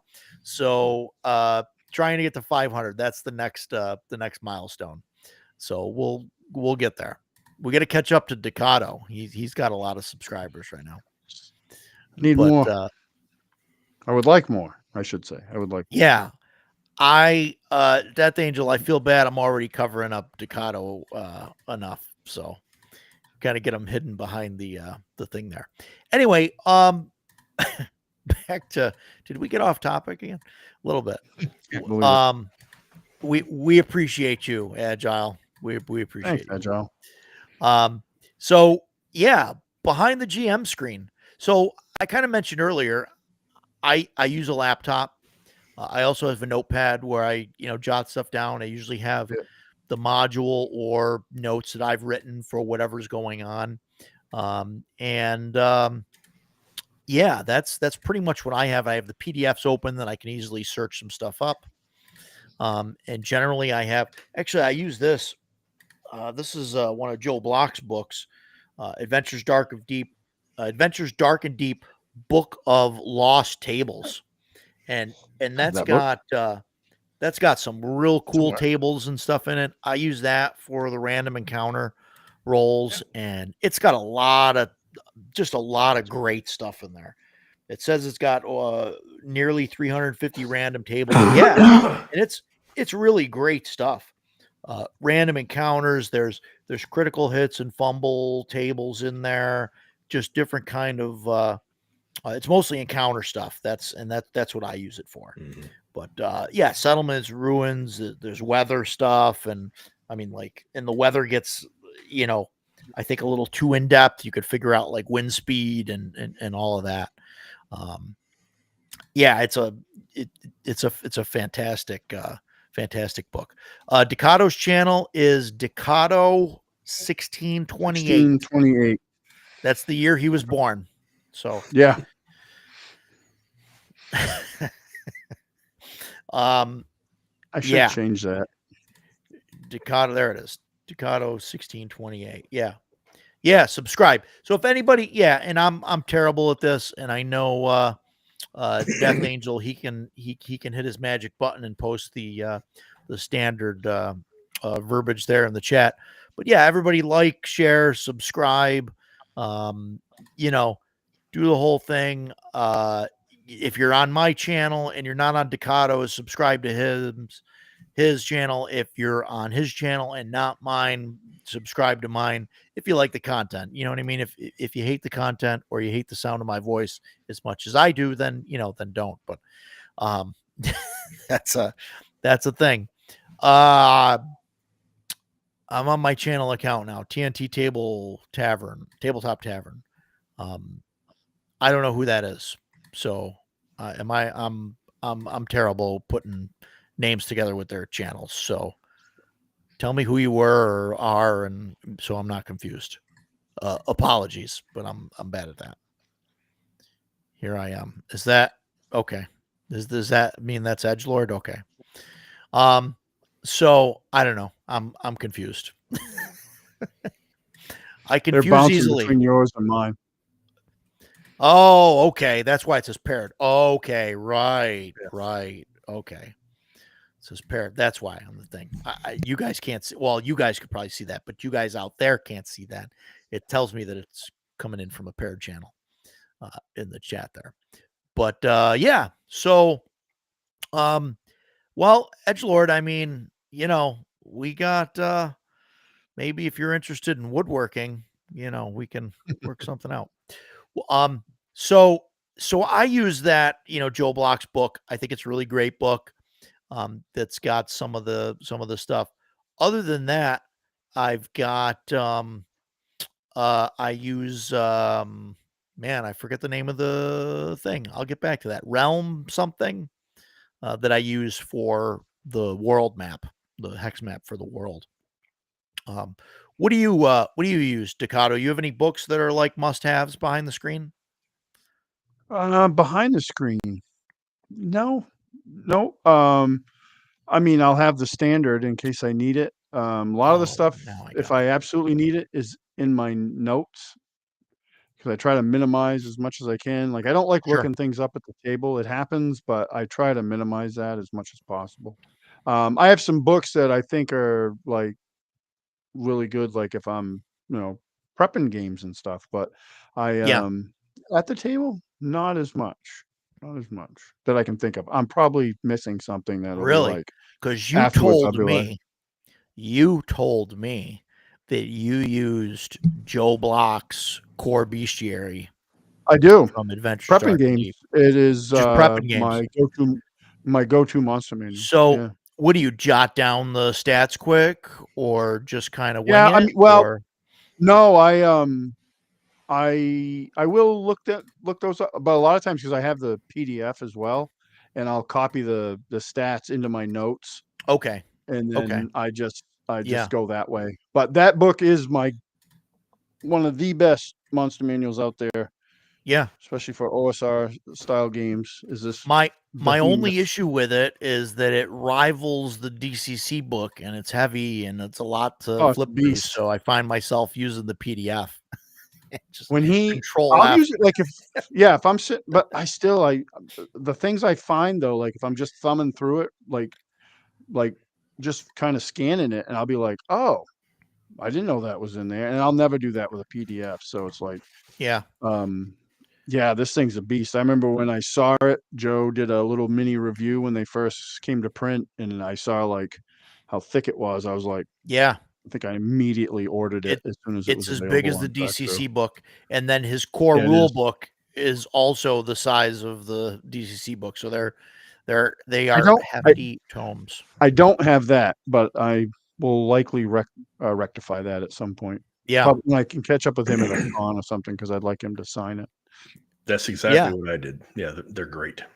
yeah. That's cool. I was so Um, mad at myself at CNY. Like every time I wanted to go talk to him, he was either doing something or I yeah, was getting ready to go do something. And then at the end of it, I just saw him packing his stuff up and I was like, idiot. Me. I should have grabbed him. And then he didn't make it to ShireCon this year, so I didn't get to see yeah. him He there. had That's some where I family first stuff met come him. up. Yeah. Yeah, so I'm Um, hoping at one of these things I'll be able to catch up with him because I'd love to get a copy of it. Either that, I'm not sure if I'll get the full one or the light version. I'm not sure which or both. get Who both. knows? It's Get me. both. They're worth it. Probably both. Um, And then I I, would like him to sign them. I don't keep a list of names. I do. Sometimes I will look stuff up. Other times I will just give things a random name, or I'll have the players come up with something or whatever. But for the most part, yeah, I don't really have a lot of NPCs generally, um, except for this week. The party didn't know what to do when they found some other people that may be The the encroaching. I don't know. CNC the CNC game master, keep his screen there, has names on it. And Oh I've yeah, used that's that a right. bunch of times. Okay. For like that Yeah. NPC that I had to make up on the fly or something. They're like, "Oh, what's your name?" And I'm like, I don't want to say I hate stupid names in games, and like Bob the Barbarian is just not going to cut it in my game. So I need to. That one is pretty good. So and Shadow Dark has one on theirs, and Mhm. there's a bunch that do it. Yeah. What's the difference between light and regular? About 3 inches. Yeah. No, light is, I guess, like the basic Complete version game in one book. of the game, and it's a But lighter. standard size book, whereas the full game is like 2 DCC sized books. So yeah, the light game is like the basic game. I think I don't remember if the levels go all the way up. Only to 8th. Only to 8th. Okay. But yeah, so I mean, it's fine enough to run the game. If you're thinking about getting it, I would definitely buy the light version and try it, run it, and if you like it, then move to the full version. I definitely want to check it out. I If mean, you're I in, was so impressed with this that, I mean, if the other, I kind of got to. Oh, yeah, fucking yeah, When I got my copies, I met him at Page, and man, I was like, I didn't want him. Then we started talking to him a little bit. I was like, wow, this guy's Yeah. this is pretty cool. I'm going to support this stuff. So I bought the core rule book, and I took it back to the hotel that night, and I spent 2 hours just laying there in the bed reading the book, and I was like, I cannot believe how freaking good this is. I mean, it's his attention to detail on the rules, and everything makes sense. There's the formatting is perfect. Everything in the book is amazing. Seriously, I mean, I Yeah. can think of nothing in Joe Block's AD&D that I'm like, let alone something I don't like. And so I Yeah, went back that's the how next day. Yeah, I saw him the next day, and I was like, okay, I'm gonna go ahead and get the bestiary, which I had no reason to get. I just wanted to get it. And then Yeah. when I saw him at Rogers Con, I picked up his Chinese mythology book. It's kind of like the Oriental Adventures for his version of AD&D, because that's my jam, as we discussed earlier. Every time I get one of his books, I'm like, man, that was money well spent right there. Is I've that never been that's the disappointed. Sword of Wuxia? Wuxia or something. Is I'll that bring it the one you're talking Yes. about there? Yes, it is. Yeah. Yeah. Yeah. Yeah. Totally That's worth getting. If the Asian martial arts and mythology is your thing, very good to have. yeah. And that's yeah, his stuff is really great. And that would be like one of the top contenders for, the next system, Yeah. that I run or something like that. Yeah. So on drive through, Knucklebone Production says the PDFs just went on sale. The PDF is $17.47 for the Nice. core rule book and for the bestiary. I will, and it looks like his other stuff is on sale. PDFs for AD&D Light, the Lost Tables book that I just showed, the Sword of Wuxia, Sword of Cthulhu, Lost Lore. They're all on sale for $6.97 Nice. for the PDF. I'm going to drop a link in the chat to the BRW store there for that, and that's all of Joe's stuff there. It's good stuff. I think it's worth it if you're into. He's a good dude too. Like He's a I've good got to meet dude. him a couple times. So If you're into like first edition stuff and Greyhawk anything lore, that's like he's the guy to Greyhawk, go to. yeah, he's the guy. So yeah, that's definitely cool stuff. So definitely get at it. Some of that stuff is on sale right now. I would jump in and get it. Mhm. Even if you don't play the stuff, like Decato's mentioned before, the core bestiary is awesome. And then the Book of Lost Tables, if you use random encounters, it's fantastic. It's absolutely Do you use that during a game, Roger? That Yeah, Book of Lost yeah. Tables? Yes, he does. Yeah, I use that's where I pull random encounters from. So Are what I you- do, Are you running like a homebrew adventure, or are you running yeah, something? I'm running or like how do you do a grand campaign with I've got a huge hex map and we run in sort of real time. And and so base, like one, and so, and it's just, they go wherever they want. The players run. So I roll random encounters. I've got basically based on speed, I've got like charts written like how far they can travel through each hex type. And then I roll every day. I roll 3d6. I've got these d6s that are different colors, and they have in place of the one, they have a skull on them. Oh. And so I will roll 3 of those for every day that they're traveling. And if they're being sneaky or stealthy on purpose, then I might roll 2. If they're going through like, areas of the wilderness that haven't been explored and then have like a high density of, monsters or orcs, or it's patrolled, I might roll 4 dice or 5 dice or whatever, things like that. And basically, if a skull comes up, that means there's an encounter. And then based on whether it's from left to right, if it's the first, second, or third one, like that's where in the day that it kind of happens. Nice. So yeah, and it's kind of like that 8-hour block there, and I'll figure that out, and then I'll roll randomly on the charts. And generally those, like, I'll roll like behind the screen, not because I'm trying to hide it, but because I'll try and do that while other things are going on. Yeah, Edgelord. Wow, it's been great to have you. Thanks for coming, and yeah, we would love to have you. We'll see you at CNY. It'll be awesome. Yeah. What Someone's asking about size? the dimensions for these. Standard so you D&D don't- book size. I don't know what standard that book official size. size. So they're the Just standard book extra size, thick. and it's as thick as the DCC book, but he doesn't know. I think he's asking. That's probably double. Each book is double, maybe double and a half, 2.5 times as thick as a regular book. Oh yeah.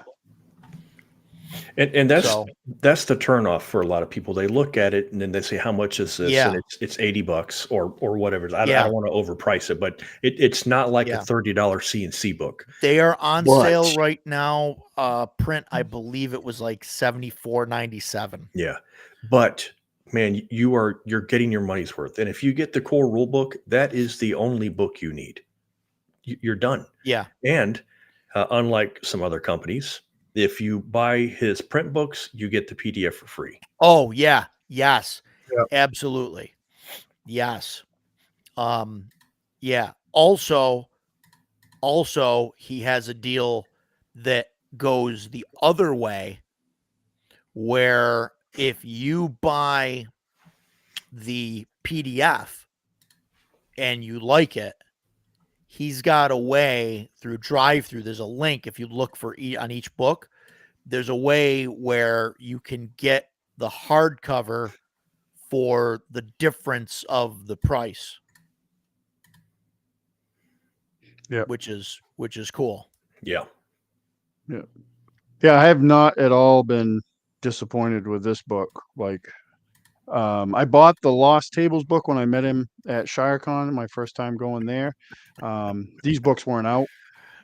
Yeah. And it's a good book. Yeah. I haven't really used it much. I should. It's nothing against that book. I do that with a lot of books. I get them, I look at them for a few days, I shelf them, and then I'm on to the next thing. And I'm really missing out Yeah. on probably a lot of really good stuff. But this book, I I've already gotten a lot of mileage out of, because it's just got everything in it.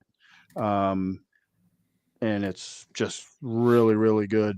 Yeah. And it color-wise, I mean, Joe did a great job of this, because it's like, it feels like AD&D, right? So it's the Mhm. colors, Sure the does. formatting, Right. this is a great book. It is. Like one-stop shopping for monsters, really. Like, Yeah. Yeah, definitely the bestiary. And I made some comments. I was looking some stuff up in it during the game, and I would go through and I would see something, in one of his dungeons, and I'd look at the stats, and I'd go to like the CNC book, because they're both based on first edition, not the system, but the monsters and stuff and everything. And, I'd look and I'd be like, oh, look at that. They had the same hit dice and same kind of attack, same damage. And I go to like the AD&D, Monster Manual and look it up in there and say, okay, and see where they're at, and they're all a match. So, so far, it's pretty good. Sometimes there's some First edition stuff. some variances because I'll do that. I'll Sure. take the Monsters and Treasures book and I'll look at like I'm looking up a monster and I'll be like, okay, I'm like, well, Yeah, I'll look up the one in this book, and then maybe I like that version a little bit. It's slightly different, but I like that version better. Or he has some alternate rules in here that would make some things much tougher, like giants. Would be way scarier if you use the alternate rules in here in Joe's book of like they get a bonus to damage equal to their hit dice. yeah, Like, yeah. That's crazy. I've mentioned that to my son, who his ranger's favorite enemy is giants, and he's like, I don't know how good that would be. I don't know. 'Cause they Some would of it, really- like, really it would write some definitely be. characters with it. It would definitely be debilitating to the player characters. I could see Sure, where he's but coming from with that, The though, giant. because like you get a giant and they're doing like 2d8 damage, right, with their fist or whatever, and it's like they don't have a bonus to that, whereas no. now you've got a fighter that's Doing a the quarter same, of their there's, size or whatever, +5. who's got like Whatever. who's got like a weapon, and he's doing more damage, and he's got a strength bonus and everything to it. So even if he's got like a higher range, or whatever, or even a higher base, higher minimum. I said so earlier whereas a that I giant you can changed get two, but I changed monsters, right? I talked about that earlier. Mhm. And one of the changes I often make with monsters, because I've noticed this in like Cast Crusades, any of these older games, older style games, OSR style games, is I give like some monsters like multiple attacks. I'm like, well, it's stupid Yeah. for him to be like one and done. Like Yeah. he's a 9 hit dice, like supposed to be like a badass. Like why does he only get one attack? Like the everybody else, the fighter doesn't, so I'll change Sure. that. I like to do that because I don't like to run like hordes of monsters to keep track of unless they're minions and I know one hit's just going to kill it. Then Right, nobody cares. right. So if I can have one thing on the table that's just but that's really hard to do when you have 5 players, because that's 5 different things that they can do for one even tougher thing. Unless you're way over, you're like a older dragon or something. It's tough. So like you give something, give a giant a couple attacks, and they're like, okay, yeah, that now Sure. we're like. Yeah. I like to do stuff like that, but that's a great great book. Yeah. If you're looking for a monster manual, you cannot go wrong with Joe. And that's book. like a plus for like games like Dragonbane, where they've got was it Ferocity? Ferocity is that what Ferocity. you call it? Yeah. And they get multiple initiative cards, and then they go on that initiative. And Yeah. I was thinking about implementing a card system in mine, and I was trying to figure out a way to maybe do it, and so that we still use the dexterity bonus. So maybe whatever your dexterity bonus is, you get like that many more cards, and then you only pick one, but this way you have like a choice or whatever of when you want to go.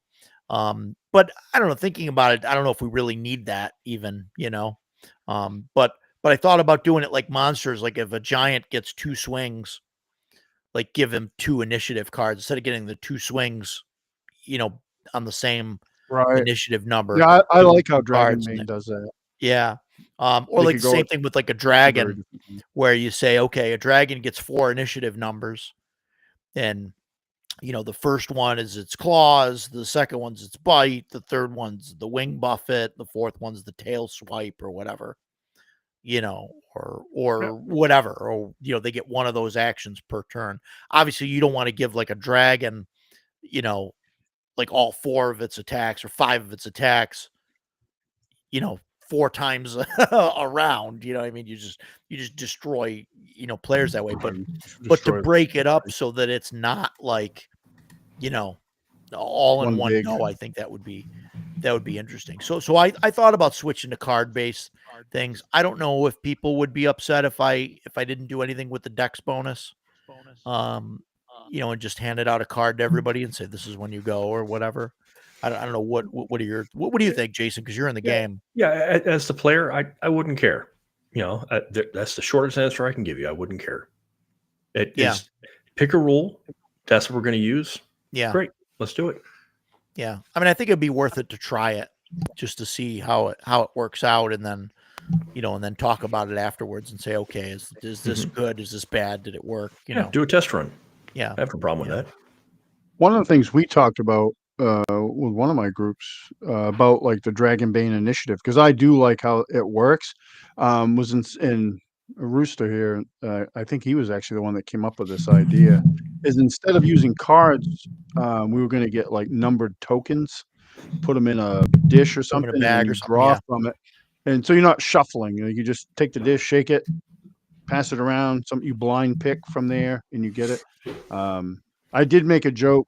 I don't know if I said this earlier when in the last session when I rolled 4 d20s at once, and the highest number I got was like a 9. Yeah. I immediately told the players that the next campaign was going to be Dragonbane, so I didn't have to roll for monster attacks. Yeah. You texted me that awesome. because I was telling you how poorly I was rolling, and I was like, Jesus, man. Oh, I was so mad. I still hit because the guy was tough, but like I was like, you got to be kidding me. There's 4 d20 there, and I can't roll above a 9. Yeah. Yep. One of them was a fumble. Unbelievable. I get those days as a GM. I had like one of those Sunday. I think it was just I was rolling really bad, especially like damage rolls. I think, which I mean, it's fine. It's like whatever, it's a light day. But I remember doing. Was I rolling? Did the acid 2d6 trap that did or- 2d6 and you got snake eyes? 2d6. I got snake eyes. Yeah. Yeah. And, yeah. But stuff like that, it's a trap. So it's not like Sure. it's a trap. It's not like there was a monster or an NPC that was fighting for his life. It was just a box. Right. Yeah, and it happens. And it goes. And you guys have seen my rolls when they're hot. And like you guys in the dragon fight rolls, and you guys have seen my rolls briefly. when they're absolute garbage. Oh yeah, with that dragon fight, I mean, I was rolling like 10d6, and like 6 of them are 6s, and it's like, oh my god. And then there's like, whatever. I rolled like 10d6, and I think there was like 4 6s, 3 5s. I mean, it was just ridiculous. And the way CNC is, we couldn't possibly make any saving throw against that. Yeah, it's just terrible. Just crazy. I hit that gaming weekend that we do. I hit one of the characters or 2 of the characters with it was a bad guy priest and with a flame strike, and he was much higher level than they were, and I think I rolled a lot of d8s, I think it was, and I barely broke into double digits. I was so freaking mad. I was like, you've got to be kidding me. Like I had like a fistful of dice. So they're all sweating bullets as I'm sitting there, like, and then I cast them out, and it's like, I look at it and it's just ones everywhere. And I'm like, you have got the player's like, that was a lot easier than I thought it was going to be. That went really well. I was so mad. That's why I'm like, every time, like, Dragonbane's the way to go. I don't have to roll nothing. I'm just smacking you. Something else that I like doing during combat, especially with a boss encounter, is I'll do it rarely for like some other things, if like a guy's to mark if they're wounded, but I've got a bunch of these little plastic hearts, and what I'll do is for like a dragon encounter or something, I'll pop this out on the table, and it's like a large chalice, and it's got all the hearts in it. And like each one of the hearts will be, like count as like 3 hit points, sometimes 5 hit points, whatever. But generally I try and go with like 3 hit points or 1 if I can, but it'll fill up, quick. But, and then as they hit them, I'll pull the hearts out. And for like the dragon encounter, I was just dropping the hearts like onto the playmat, just to and I was like, it's blood on the floor, you know what I mean? You guys are like cutting the dragon to pieces and stuff. It was it was cool. I've used candy at the table. I used to have a bag of those like peppermint mints and stuff, and I would use those. I'd hand those out to some people when they were playing. But don't eat the plastic hearts. You know, I need them. But yeah, but these are great. They work great for keeping track of like monster health and stuff, or if they're wounded, I'll put like a couple next to you know, characters or whatever to designate how much, you know, about how many hit points they have left and stuff like that. It's pretty cool. It's fun. I like doing that. I think it's a nice visual thing at the table where like the players don't know, you know, they don't know how many hit points is in here, but they can see the dwindling, Yeah, we you know, can tell health we're doing bar. some damage to it. Yeah, you're doing Cool. damage, and it's like watching the health bar go down. Like you don't know how many hit points is left, you know what I mean? But you could be like, "Oh, come on, there's like he's got 4 hearts left. Like we can do this," you know. And it's I think it's really exciting for that sort of thing. With like with that, do you ever use like props at your table as far as like in game? Like I've had guys, I don't do it a lot. I wish I did it more because it's always really cool when it happens as when I'm a player. Like my Rooster here in the comments, he is really good at it. He ran some Ravenloft for us, 2 modules so Mhm. far. And like we were like where I sit in his gaming room, there's a shelf behind me with a minis on it, but it has some drawers. And we were searching something, and somebody found, you know, made a successful roll, and he was like, "Open up that shelf behind you." And I pull it out, Nice. and there's like these scrolls in there with all the stuff written out that we Oh, that's cool. are gonna, you know, the clues or the riddle or whatever. And he's really good with like maps. I remember in his Forgotten Realms game that we played in one night, my friend that we game with that does the woodworking, he has access to a printer, so he can print maps like big. And he Yeah. printed this old grayscale Forgotten Realms map, and Awesome. and Rooster took it and then weathered it, like burnt the edges, Nice. all that stuff. And he pulled that thing out. And I'll never forget this. We were camping for the night. So like we're planning, our characters are planning what we're going to do the next day. My character was on watch. Well, he pulls it out and we were like all nerding out as players over this map. And then eventually it got to the point where I'm like, I can see like my character like forgetting about being on watch. And he's now hunched over by the campfire with the rest of the party. Like we're plotting out our course along the Sword Coast. It was wicked cool, wicked cool. I had another friend of Zagig earlier. Mhm. He's really good at running like city thieves guild types games. He's really good at Yeah. them. And I was playing in his game one time. We were trying to break into this lock, and he hands us, me and another player, he's like, figure this out and you can get in. And it was like one of those weird like puzzle lock things. And we sat there and we are like futzed around with it until we figured out how to get the ring out of the other ring or whatever it was. But it was just That's really awesome. cool, like suck you in, you know, like immersive wise. Yeah. I'll And do my like buddy some Chris scrolls. does that stuff too.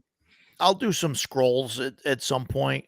It's like a I don't know. For me, like I'm like a very low prep kind of DM. Like I'll try and plan out like the bigger encounters and have stuff on the Sure. table and ready to go. You know, and I've seen you do similar stuff, although your stuff is way prettier than when I do it. But when it comes to like props and stuff, I don't know. It's just there's like too much time, you know, for me to do that or whatever. Like I mean, if it's really something cool, like I might do it, but I don't remember the last time I did it. I think if you have players that, like Decado just said, that will really appreciate it, and when they see it, they go, Sure. I'm in the Forgotten Realms. This is Yeah. badass. Yeah. Then I don't care how long it takes, it's worth it.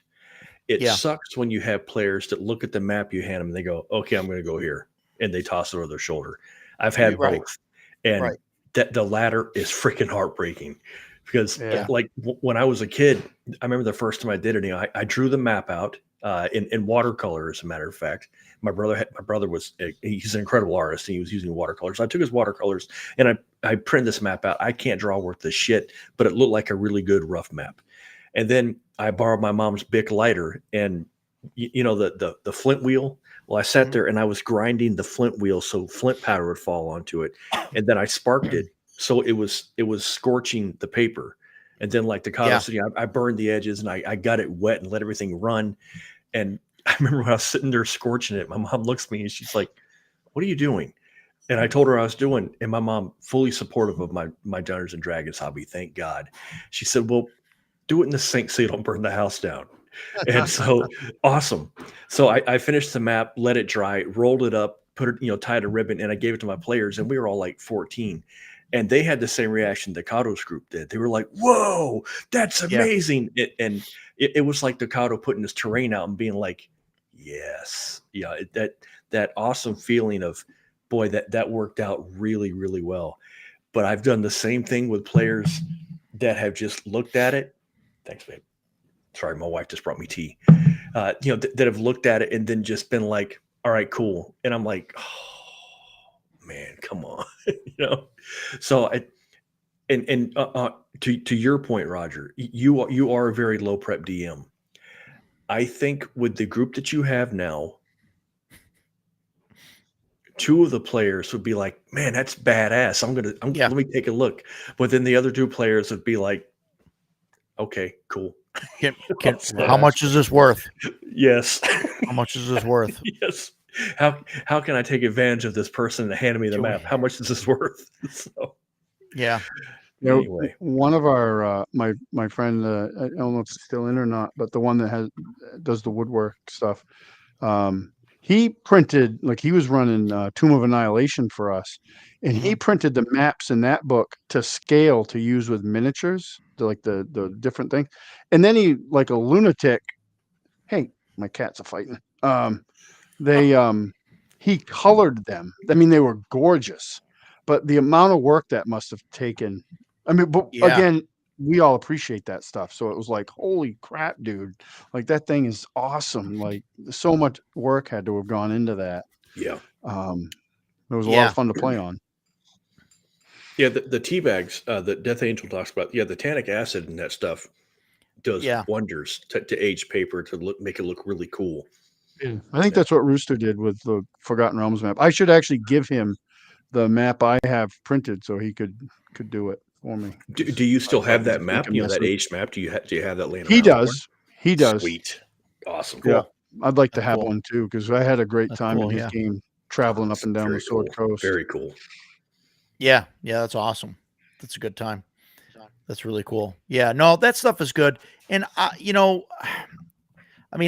love to run, like I said, and I would run more, but like some of that stuff takes like a lot of time. Oh, I'm yeah. just not set up to like put that stuff out and like do it. So I tend not to use kind of like those props and stuff unless it's like going to be a major scene in the game. And yeah, And that's and fine. Jason's probably right. Like if I did that and all my players were like, "Oh yeah, it's awesome," like I'd be more inclined to do that, So, that's. I'll get it to you. You're muted, Jason. You're muted or something. Sorry. I think. Yes, I No, was you're muted. good. Sorry. Yeah, I mean, it's like I said earlier, like, part of the juice for me as a game master is when I put out a miniature or pull back the curtain for the terrain, and then the game stops because they got to take pictures for a second. That's part of it for me. If they weren't into it, I would probably do it less. I asked them when I first started doing miniatures with them, because as a kid we didn't use them that much. We'd use Theater of the Mind or M&M or something like that. But I had already got into doing miniatures with my son, and then I started doing them with the group. And I asked them, I said, "Do you guys like this? Because I can keep doing it. If you don't, I won't." And they were all like, "No, this is great because now there's no argument. Like, I know exactly where my character is and where the Yeah, monster right. is." And Absolutely. then then I just went off the wagon with it, and with all the stuff that I do now. But if I wouldn't do as much if it wasn't being appreciated, but it definitely is. Like, Sure. I never felt it wasn't at all. Like, the guys are really cool. Yeah, And some of the guys paint too, so that's helpful. What I was saying when I was muted was, and I know that Death Angel was only kidding, but no, I am not telling Roger that he needs to step up his game. If he starts doing props, I'd be all for it. Hey, this is awesome, man. I really like this. If he continues not to do props, I don't care. I'm still sitting at the table playing D&D. That's all I care about. Yeah. Yeah. I kind of see it as like a situation of like I want to put my time and effort into things, that matter, the most to, to me, to you, the rest of the group, things like that. just and I think that's that's kind of part of it, Yeah, I mean, but you got to put effort where it's most needed and appreciated, yeah, So like right, right, that's for sure, And if like yeah, you said, if you had half a group that doesn't give two craps if you put out a prop or cool, It's not worth with it. a cool painted miniature, right, whatever. Mhm. right, I do the same though. Like in the pre-stream, I talked about that. Like in the recent arcs or adventures in our campaign with all the spiders. I mean, I bought yeah, some of those off Amazon for $7 a piece. They're freaking awesome, and I didn't yeah, have to paint them, which is great right, because even as much as I like to paint, I like to be inspired when I paint and not yeah, like feel like it's a job. Like, oh, I got to get this freaking miniature painted for sure, the. I hate that. It happens sometimes because it does turn out that way, but I would much if I can find something that looks like that for $7. I have a yeah, bunch of pre-painted miniatures that I use, like just because yeah, sometimes it's and like easier that's what to. I did with like the Mhm. goblins and stuff. Like I said, like Yeah, these aren't that great, you know what I mean, or whatever. But they're goblins. man, I could How long print are they going to be on the table? I could print You know, 50 of these in like a couple hours. And so I can have like, give me a day and I can have, 1,000 goblin minis and it would cost me, you know, $20 for 1,000 minutes. You know what I mean? And like, I mean, you can't even buy them wholesale for that, so when I'm painting stuff for my games, like I always want to do the best job that I can do, but sometimes I have to step back and be like, listen, this guy's going to be like Goblin. That Goblin's going to be on the. If he makes it out of a round or two, right, it's going to be a miracle. So it's Mhm. right. like, do I really need to spend a day Yeah. painting one goblin? No, Yeah. Yeah, because right. I've done that, and then they Yeah. got wiped off the board in a single round, and I was like, well, Yeah. what the Forget hell, it. you know, Right. you Yeah. know. Um, So it's like, yeah, is it worth my time to do that? Prep paralysis. I used to, Mm, and Yes. I think it like I don't so much anymore, but that's only because I've prepped enough to know like now when I'm prepping or when I'm trying to run, like I've always got some crazy ideas in the back of my head where like even if I have nothing prepared, I think I can still like do something with it. It might not be as good or whatever, but I mean that's kind of where I am there. I I'm I kind got of in this. Go ahead, Jason. I got prep paralysis. We talked earlier about being burned out. That Mhm. was when I knew I was done. For the Shadowrun game, and I really cannot overstate how much I love Shadowrun and how much I love running. It's one of the few games that I really enjoy running. And when I started getting burned out, when the murder hobos had finally, I'd had enough.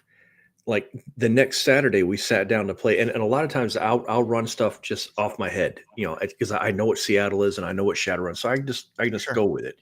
When I sat down to run, and there was nothing coming out of the faucet, I was like, so that was my prep paralysis. I was like, man, I got nothing, and so that was the end of it. As soon as I hit prep paralysis, I was like, I don't want to do this anymore.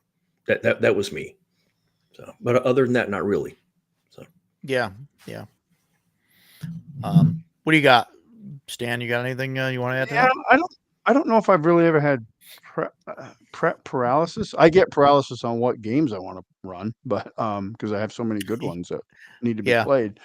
I mean, I can be somewhat unmotivated to prep, and I've been going towards I mean, you wouldn't think it to look at like the table I put together, but as far as like writing, because I'm designing like my own sessions, my own setting, all that stuff. It's like Sure. 99.9% of it is all coming from me. I'm not Yeah. using much in the way of pre-written stuff. So I can get sometimes a little unmotivated to do that. And I've gone. I have my real friend that I play with that owns Crossroad Games.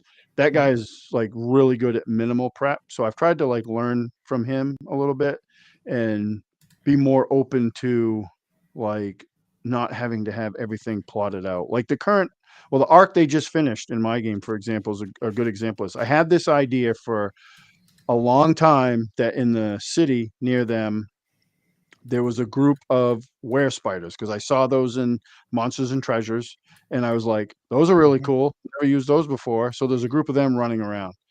Yeah. Well, I had half a session where I knew what the first session was. It was a rescue mission. They had to go rescue the party mage. They did that. I didn't know what they were going to do after that. So I didn't prepare anything. And they're like, well, we want to go, we need to get this other guy resurrected. I'm like, okay, well, there's nobody in your town, your little town, that has a diamond of value enough to make that happen. You got to go to the city. So they go to the city. And I'm like, and the whole time I'm like, well, what's going to happen next? Because I don't really have anything prepared. We're going to go to the jeweler shop. Oh, you go to the jeweler shop? And then I'm like, the were spiders. I've had this idea for years, just the were spiders. And then it was like, Yeah. oh, they broke into the place and stole it. And they're like, oh, Christ. So that went on for a little bit. And then the session ended. And I was just like, okay, cool. Now they're in this thing to like track this thing down and all that. And then it blew up. Like when I started actually prepping, that inspired me to like dive in and prep. And like now there's this ancient entity known as the Brood Mother, which is like spawning these things and I'm doing all this crazy stuff. Yeah. But it blew up into a much bigger thing from one single idea. So I don't think prep paralysis that much. Because there's always something that seems like there's always something. Sometimes I work on stuff that has nothing to do with the session I'm going to write on, that we're going on. Like if I'm inspired to write up a thieves guild and we're not dealing with them, I still write that up because like that's where my Right. inspiration lies. And Yeah. then I can pull from that if I need to, like you were saying, Roger, like if I'm just running off the cuff and Right. need something, it's like, oh, well, the thieves guild's here or whatever. I do that all the time. You got to go where I'm a big believer in you got to go where the inspiration takes you. And who Sure. knows where Absolutely. that direction sometimes. Yeah. Yeah. Yeah, absolutely. Yeah, I agree with all that. So I wanted to touch on, I wanted to ask too about music and ambiance. I don't use music at the table. It's very rare that I use music at the table. When I ran my Star Wars game, I used to play like Duel of the Fates and stuff like that Oh, during yeah. like major battles.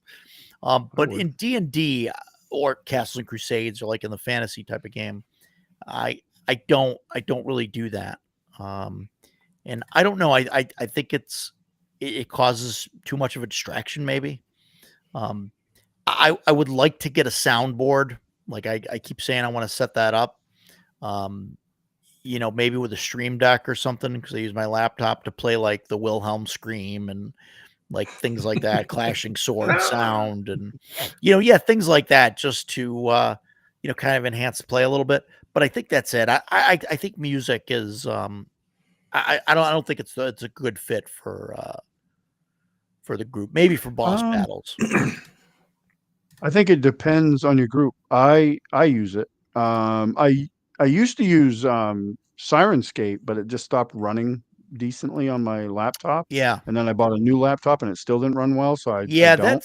That's the one that's got the ambiance thing, right? And you can kind of pick and it was neat. like the different elements and stuff. I never, and it just runs forever. So you could build like your own sound sets. I never really did. Yeah. I'm not, technology is not my thing. So I never really dove that deep into it. Frozen pizza. Yeah, but you can hit like the haunted house thing or whatever. And Oh, it's like yeah. for like You a hit like a Ravenloft creaking thing. door or an arrow hitting somebody. It was kind of neat. And then they had like regular, like sounds like, we're fighting in a spider battle. I'm like, okay, great. Or a dragon battle. And the way it would play, it would be like, it would,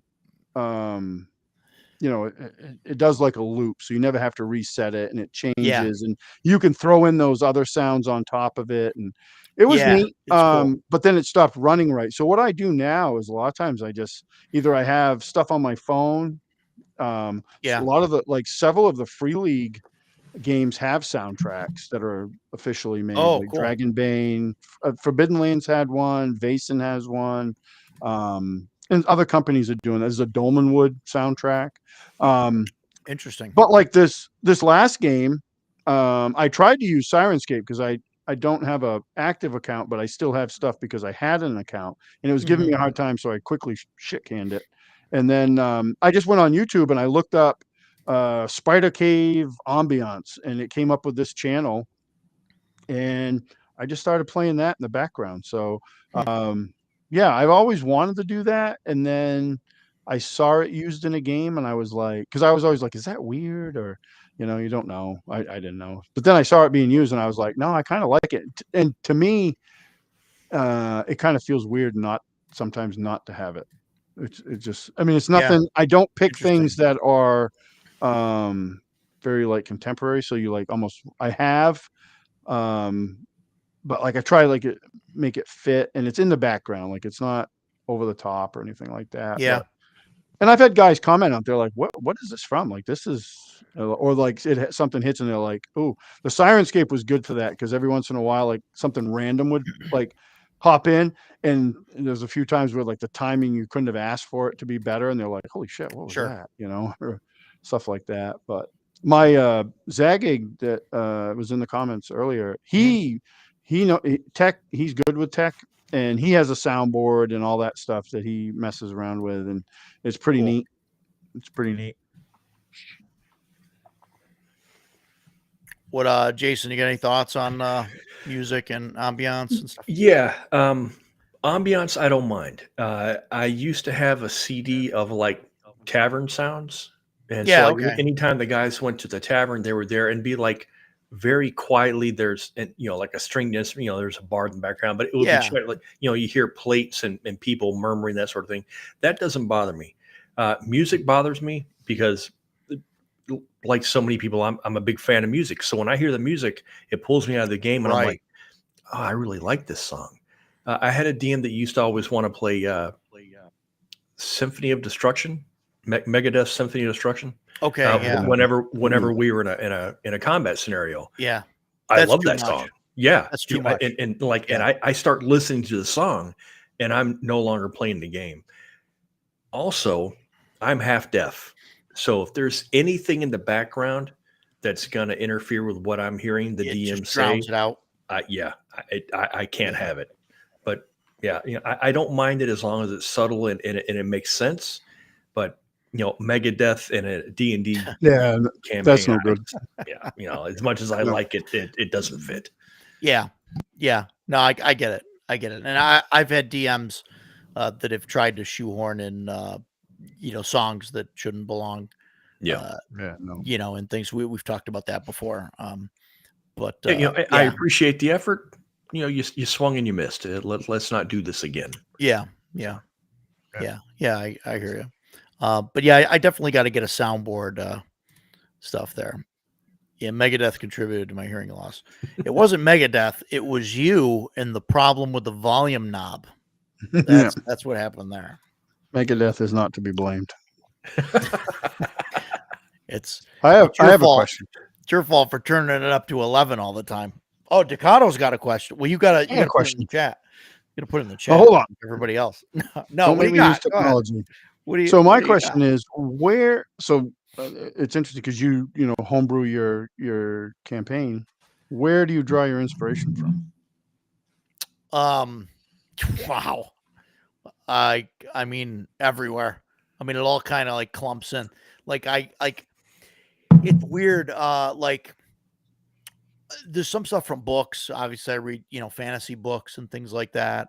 I'll watch some stuff on YouTube that's about fantasy books or about a fantasy world, or I'll watch a TV show and I'll pick up like a plot idea, or or even like watching what's like Amaletto, or there's like those YouTube channels that are like 8-minute movies or something, I don't know. Yeah. And I'll like pull a plot, even though they're like all like modern day, I'll like pull a plot and like translate it in my head to, to fantasy or whatever the thing is. And I'm like notorious for like reusing some plot lines and things like that, especially across different games and genres. Like there's a werewolf adventure that I run. I've ran in every setting possible and different, game things and stuff. And I just kind of run it mostly off the cuff. But yeah, mostly books and movies and things like that. That's where I pull that stuff from. And obviously, like looking at like the RPG books that are out there, yeah, there's so many things that have like modules or short, clips or like adventure generators or things like that. And you read like a couple lines of that, and my brain just starts going, you know, it just it just kind of plays it all out, and it makes this like whole like thing in my head. I don't know. I Yep. guess it's the way my brain works. Like I'll look at like I know Talanian has the Hyperborea adventure generator or something.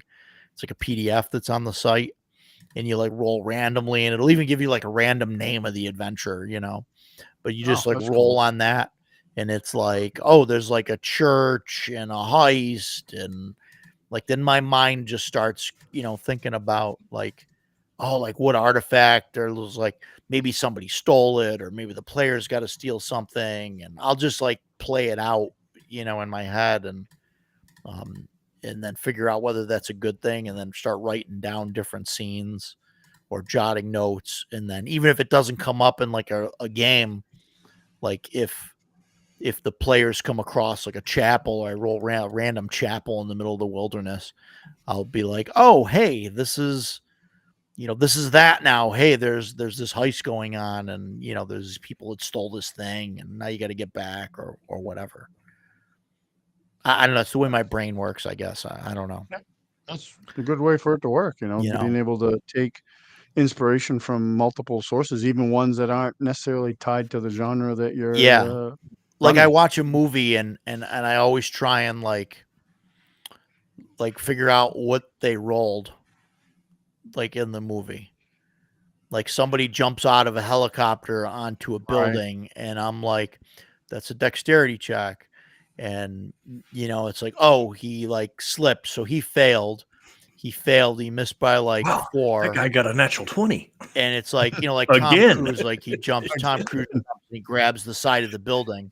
And I'm like, okay, he failed that roll, but he failed by less than 5, right? So the DM, so it was probably a DC 15. He rolled like an 11 or 12. And so the GM had him roll another dex check to see if he grabs on, or maybe a strength check to grab on the side of the building. And he's like 1 round behind chasing the guy or whatever. And like things like that. And so it's like, that's how my brain works. And then like I get that idea, and I'm like, oh, we can make this into an actual thing. I don't know. It's just weird the way that it happens. Like right now, Well, I'm thinking about the superhero game that I'm gonna run, and so I've like pulled like random bits from like different things that I've read and stuff like that. I don't want to talk about it too much because Jason's going to be involved in some of it, but yeah, I've just got some crazy things that just come from all sorts of places. one of the ways I judge a good movie, like an action movie or something of that genre, is there's 2 ways I usually judge, say the superhero movies, Yeah, is or even like the action genre. sure. Either I want to watch it again, or I want to play games like in that like that. My brain always goes to that. Would I play a game like made out of Yeah, this movie? Like this was in so that cool. world or in Mm. that setting and Yeah, stuff. Yeah, yeah. I right. always do that. I love that. Yeah, yeah, that's awesome. Yeah, and I've taken a lot of stuff from movies and things. It just, yeah, I don't know. It just kind of happens. I don't know that like my brain is always thinking about gaming all the Yeah, time. Like it's same. so that it just starts um, yeah, it's just a weird thing, I guess. I No, don't know. it's similar for me. God, I'm really sorry about this throat clearing, guys. But for me, like I'm always thinking about Dungeons and Dragons and stuff like that. But really, what I'm thinking about is history. I've said so many times I'm a huge fan of the Peloponnesian War area, era from Greek history, uh, early to late medieval. Huge fan, Renaissance, huge fan. So I've read tons of books on all that stuff. Last week after the show when the 3 of us were hanging out, I went back to my bookshelf and I got my my series on my Greek history series. And the three of them together are this thick, and I've read them all multiple times. And so when I like if I'm running a Greek based campaign, I'm running that. I've traveled all over the world. I spent a lot of time in Europe, so I've seen all these historic buildings. In fact, that building there, my avatar is Neuschwanstein. I've seen it. I've been up to it. I've touched it. I've got dozens of photographs of it. So I use that sort of thing as settings. Like when you walk into, up to the Lord's Manor, you're seeing this magnificent palace that I've been to, so I can really describe it. And yeah, and so I use a lot of that. But really, a lot of my inspiration is, what do I want to play in? Like if I were a player in this game, instead of running it, what would I want to happen? And along several casts ago, we talked about the rule of cool. And for me, that's like 90% of the weight. I want realism in my games. That's why I like the more gritty stuff. But if it's not realistic, but it's cool, I'm down for that. Other inspirations, you were talking about your superhero game that you're coming up with. I picked up Pendragon, a month or so ago. So I've been reading that. And as soon as I started reading it, I was like, Arthur and the Round Table, man. So then I started reading, I went back and reread my Morte d'Arthur back there. And then I did a Google search and I found a bunch of, history pages where they talk about where different scholars think that Avalon actually is, or, where it was supposed to be and where Arthur actually came from. And so I'm doing all this stuff. And that was the inspiration for my character that I'm going to be playing in your campaign. And, and I told you at the table, he's going to be, a skinny D&D nerd, but his alter ego is the Quester. He's a knight in shining armor with Excalibur, and that's his superhero ability. And so that sort of thing really made me want to like jumpstart into this superhero thing. But so anyway, most of my inspiration comes from the history that I've read on certain topics. And also when I'm kind of hurting for material, I'll steal from video games. Most of the people that I play with don't play video games, and they don't play the video games that I play. So I will like straight up just like the entire plot from that game, poof, and my characters will play through it. And they don't give a crap. They're having a good time. They don't care if I took it from Assassin's Creed. They're having a great time. I'm having a great time. Doesn't matter. Yeah. End of statement, I guess. So. Yeah. Shellback is reread about 4 books and rewatched about 10 movies. Yeah. I can only do that so many times. I mean, there's a handful of movies that I'll rewatch and some books that I like to reread, but there's just so many things that are on my list that it makes it hard to go back to some stuff. So yeah, not counting shows someone else put on like on deployment. I mean, that's, but that's me. I'd rather try and read something new, that's. And that's fine. And a lot of people don't. And even still though, like if you take something from Assassin's Creed and you translate it to like a fantasy game, like there's going to be things that are different. There's going to be things that are similar. And I mean, you look at, and what this is another episode, but you look at things like Star Wars or Harry Potter, those movies. And I mean, the Harry Potter movies are all the Greek tragedies and stuff. I mean, you can go through and like point stuff out. I mean, there's literally a 3-headed dog that's sitting on the door to the basement where that sounds really familiar. Where there's the basilisk or whatever. Right. And it's like the dog's named Fluffy. Oh, okay. At least it doesn't start with a C, right? Like, I mean, they didn't get that close, but it's like, oh my God, like, how do you not, see this stuff? You know what I mean? So it's like all these things, like obviously they draw their inspiration from, somewhere. And we could talk about this, but there's probably only a dozen or so like actual plots, right? And like everybody's using the same plots over and over and over. Yeah, and it's And here like we you are can 40 years later still playing D&D. So right, and we still play the stuff, we working. still watch the movies, we still do the thing. But look at like every popular Marvel movie, and I mean they're the hero's journey, right? The hero's journey wasn't invented by Marvel. You know, No. it's all that old Greek literature, you know, like Yep. that's where it all came, probably somewhere before that, even, you know, when in the vocal stories, you know, the oral traditions and stuff. I mean, you go back forever, and you know, you find the hero's journey, and it's like you watch, you know, any Die Hard movie, and it's the hero's journey, like yeah. Anyway. Yeah. The hero's journey, that's another episode, folks. Like, you know, but yeah, there's only so many plots that have been done, and they're done over and over again, and they change a few things here and there, and that's it, you know. So yeah, I mean that's where I'm at with that. And the video games, and they just do it ad infinitum, and they change some things, and we continue to watch it because that's what gets us going. Those stories are, you know, take notes, remind them later. Yeah. So that's it. So it's really, you know, but yeah. But you were going to say something, Takato, before I went off? No, No? I don't think Okay. so. I started that by asking you a question. Oh, this is all your fault. Yes, this is Oh, Takato's It's my fault. fault. it's all your I take fault. full Okay. responsibility for. Well, at least what we just know happened. whose fault it is. That's right. We talked a lot. We're at the 3-hour mark. We talked a lot about how we run at the table. We answered a lot of questions. We got off topic maybe once or twice.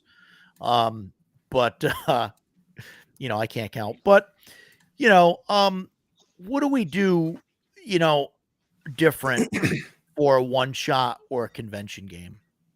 For me, I think I try and be more prepared for a one shot or a convention game, and you have to be a little more railroady, you know, Yeah. or I don't like to railroad it. I try and put like the players, what they call it, in media res, where like you start the one shot, you know, where you're like arriving at the place where the action starts, you know. Yeah. Whereas in my home game, it would be, hey, there's this thing that's going on over here, you know. What do you like? You're bargaining with the king or whatever to go do the quest. Whereas in a one shot, I'm usually like, you That guys deal's been bargained made. with the king, and you're there, Yeah. and here's, you know, you're just pulling up to the shore, and you know, and there's monsters. What do you do? You know, and yeah, drop right in the action. Yeah, exactly. I But think yeah, I don't too know with how like with a one shot. I haven't run at a convention, but I've run one shots before, and sure. but I would think it would be the same with like convention plays, like which is basically a one shot. That yeah, I think that's right. Like you got to kind of, it's a little bit more railroady, and the players have to understand that too. Like you're like Sure. the adventure is exploring the tomb of the lost king, so don't go to the forest of the forbidden fruit or whatever like that, just because it's mentioned in the fluff. Like Whoa, that sounds a lot more interesting. yeah, well, it may be that's for the second adventure, I guess, but you know what I mean. I actually just listened to a great interview with Deborah Ann Wall, and she was Oh talking yeah, about that. She was like, yeah, you know, like in her home game, she doesn't, you know, kind of lets people go, but like if you're running at a convention or some sort of event, it's like, it's a little bit more. You got to expect that, hey, we're here to do the thing, let's go do the thing. yeah, um right. yeah, Absolutely. It's definitely more railroady. I definitely run like a lighter rule set generally. oh Where you yeah, got to for let sure. things go because you can't be looking stuff up at the table and all of that, and you got to be on top of pacing, you know, because yeah, the forest is on fire, It's on all of fire, all of it. it. So anyway, the Nothing to tomb, see. yeah, Get to the there's tomb. nothing else. The rest of the world fell apart. Yeah, I like that. Agreed. I feel like I'm being railroaded. yeah. Mm, Well, you're are. not. It's Yeah. just everything's on fire, so you're forced into the tomb. Yeah. That's Got nothing There's else a to do. clear path here, though. you're not. You can run out into the fire if you want and die, but that's the That's thing. that's what's gonna happen. Yeah, there's definitely pacing, and I generally have pre-gens and everything's pre-planned. I don't normally Yeah. run random encounters, No. things like that. Everything's pre-planned, all the encounters and everything else, and it makes it more railroady, I guess. But Yeah, yeah, I do but that too. I have also, pre-gens and everything. yeah, like and it's been mentioned, but like you don't start that adventure where you're talking about going into the tomb. You start the adventure with, you know, uh, you've been conscripted to go check out this tomb. You finally get down the entryway stairs and the door behind you slams shut and your torch goes out. Like that's where you start. Right. And then there's no way out. Their torch just went out. You're in the action. Oh shit, what are we going to do? Then somebody's got to try and light a torch, and but there's goblins and and there's everything, and I'm going to run this game now. This is where my head goes, like what I was saying earlier. Now I thought about this tomb and the door slamming shut and the torch going out and there's goblins in the dark. Like now I'm writing the rest of that adventure in my brain. And It's so all happening. the That next happens. time that my group goes into a tomb, Jason's going to start laughing because the tomb like is going to seal itself and the torches are going to go out, and That he's seems going to quite know familiar. yeah, Like, I and know that's it's coming. That's my inspiration. But yeah, I have on my Google Drive, like there's probably at least half a dozen different adventures for different systems that I've started to write just because I had a little bit of inspiration, and most of them were geared to be like one shots. I didn't even finish most of them, but I just get like sure, some sort of inspiration, and then I like work on it for a little bit, and then get inspired to do something else and bounce off of it because it's not yeah, scheduled to be run, so it's just something doing in my idle time. But I could always go back sure, to it, and like you said, if I needed to, a lot of that stuff I could just, if I needed something, I could just pull, and be like, oh yeah. yeah, there's a You tomb pull it here. up. Here's the thing. Yeah. Boom. This is Yeah. it. Yeah, Now we got something to do. yeah. It's interesting. There's a cool like in Shadow Dark, there's a section where what was it called? Like either make or something happens. That's the title Yeah, of the, something and happens. it's like Yeah, a random random chart list of you just stuff. roll on, and here's what Pretty cool. that's what happens. So it's a nice little prompt to get you going. I Yeah. like stuff like that. Even if like I got another book back here. Oh God, I'll probably pull this down and a lot of stuff's gonna come with it, but we'll see. This book Uh-oh. here is one of my favorite prep books, actually, if I'm stuck for inspiration. Is this the adventure design handbook? Is that what he's gonna? Oh, I've heard about that. How is that? Is that awesome? Yeah. Yeah. Really? By Raging Swan Yeah. Press. Yeah. Really good book. Like just got tons of stuff. This one's it's a system neutral book. You don't need to Yep. Doesn't require any special system. And it's just like right here, I open it up. Blue Dragon Lair. You probably can't see that with a glare, but this Yeah. chapter is all about Blue Dragon Lairs. And That's you can just go in there and it'll just give you random ideas, and really good. I've Like, got from the Tome of Adventure layer Design. features. I have that somewhere. Yeah, that's I kind of pop that open. Yeah, got that one. There's there's this one. There's a companion book you can get. And I think there's even a third book, but I don't have that one. But this one's specifically for layers. Okay. So the main book has a bunch of layers in it too, but this one is just all about layers. So I'm going to do that so people can read it. Sorry if it makes you backwards, but Layer-nomicon. Got some cool black and white pencil art in it. Not a lot, but some. This spider encounters pretty it's cool. good stuff. Yeah. Yeah, he's got tons of good stuff out there. I have a whole basically mini setting book over there that's kind of his tribute to like Hamlet and Keep on the Borderlands, and Oh wow. I haven't used it yet, but it's great stuff. Like if you needed a setting, Right. to run some games in. But yeah, this thing has everything in it as far as like layers. Yeah, just as a whole chapters on Yeah. just different layers and stuff. Really good book. But like I like these Would it- type of books because sometimes Will I it like stop? Will it stop a 45 hollow point? possibly That's the the important first one. question. The first one I would if I had to cover the heart. But sometimes you have an idea or you have an idea of what you want to do or Yeah. very broadly. And you're like, well, how do I twist this up, to make it interesting? Sure. And so Yeah. you're also inspired to run it because there's nothing worse than like running something you're not inspired to run or excited to run. So like Yeah. I think those type of books are great to just get ideas from, Just like to you flip start through and get scanning some. through Yeah. it and be like, oh, like because everybody's got a different take. Like we said, there's only so many plots, but like people have different takes on things, and um, Yeah. it's And like, oh, it's I like wouldn't have thought of that.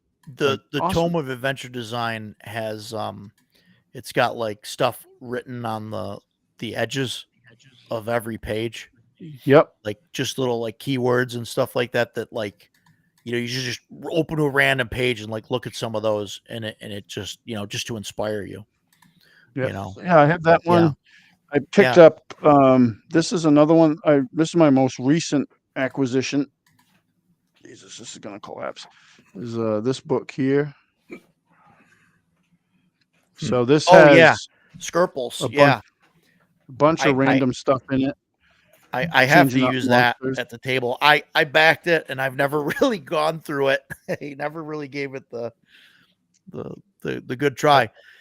Yeah, there's my tome of adventure design there, which has really got some good stuff. But you just open to a random page and it's just got every single page has these like Oh, words on the side I think and that might be it's different. awesome. I have the older version of it. Oh, really? Yeah, I picked it Yeah. up at So this in the used bin at ShireCon. Oh yeah, that's the old one. Yeah, that's the old one. But this, does it have the words on the pages or no on the edges? No, No. not that I So can mine, see. so like on this page, it says Emerald, an old feud, the archivist, evidence of a trap, a chapel, capture them. So it's just like little things that are just you know, just little things to pull stuff from. And it's awesome, you know. It's really Those, cool stuff. I think some of those books are like some of the best. If you're going to buy books as a game master, to Yeah. run your. I Yeah. think some of those some of your best investment is in They're those. definitely better than getting like adventure modules and stuff, I think, especially once you're comfortable. Like I think learning how to prep um like maybe it sounds counterintuitive, but to be able to prep with less stuff, in order to practice that, you need to prep a lot of stuff. Yeah.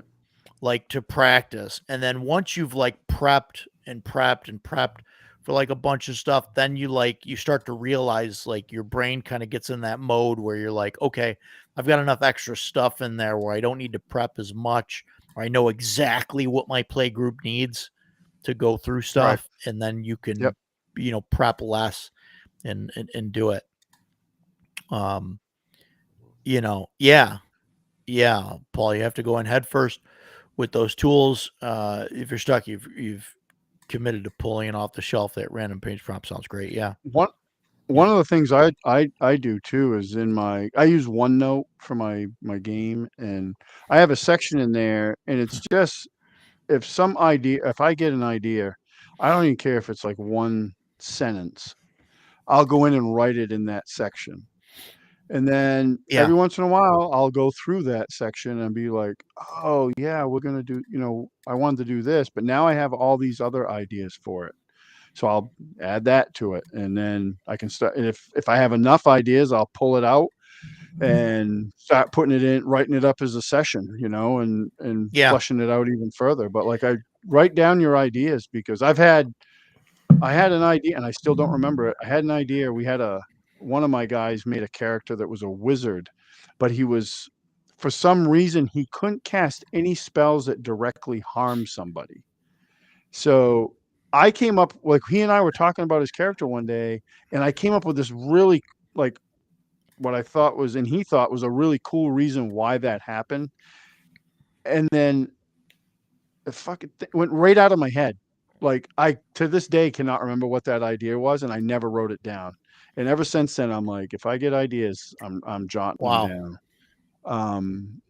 It probably means I have borderline Alzheimer's too. But um, but I write those things down, and just so I can pull them out later. And that's one of the things, like teaching my son how to game master, was one of the things. I'm like, dude, Yeah. it doesn't matter. Just write it down, put it in a note somewhere, keep your notebook, and then just pull from it when you get more inspired, And What about you think we should do like this is a question for you Legit, guys that's as a- well as you guys out there. Should we do like a short episode of I mean we could do a long one, we do multiple stuff, but like on like a random prep thing where like we take something like the Tome of Adventure design or like some of the random tables from Shadow Dark. Maybe we do that all. Like we'll take like the Tome of Adventure design, I'll flip to like a random page, read like a line, then go to a couple random pages and pull like three little blurbs, and then the three of us, like, in like 20 minutes do like we design an adventure around like those three little things.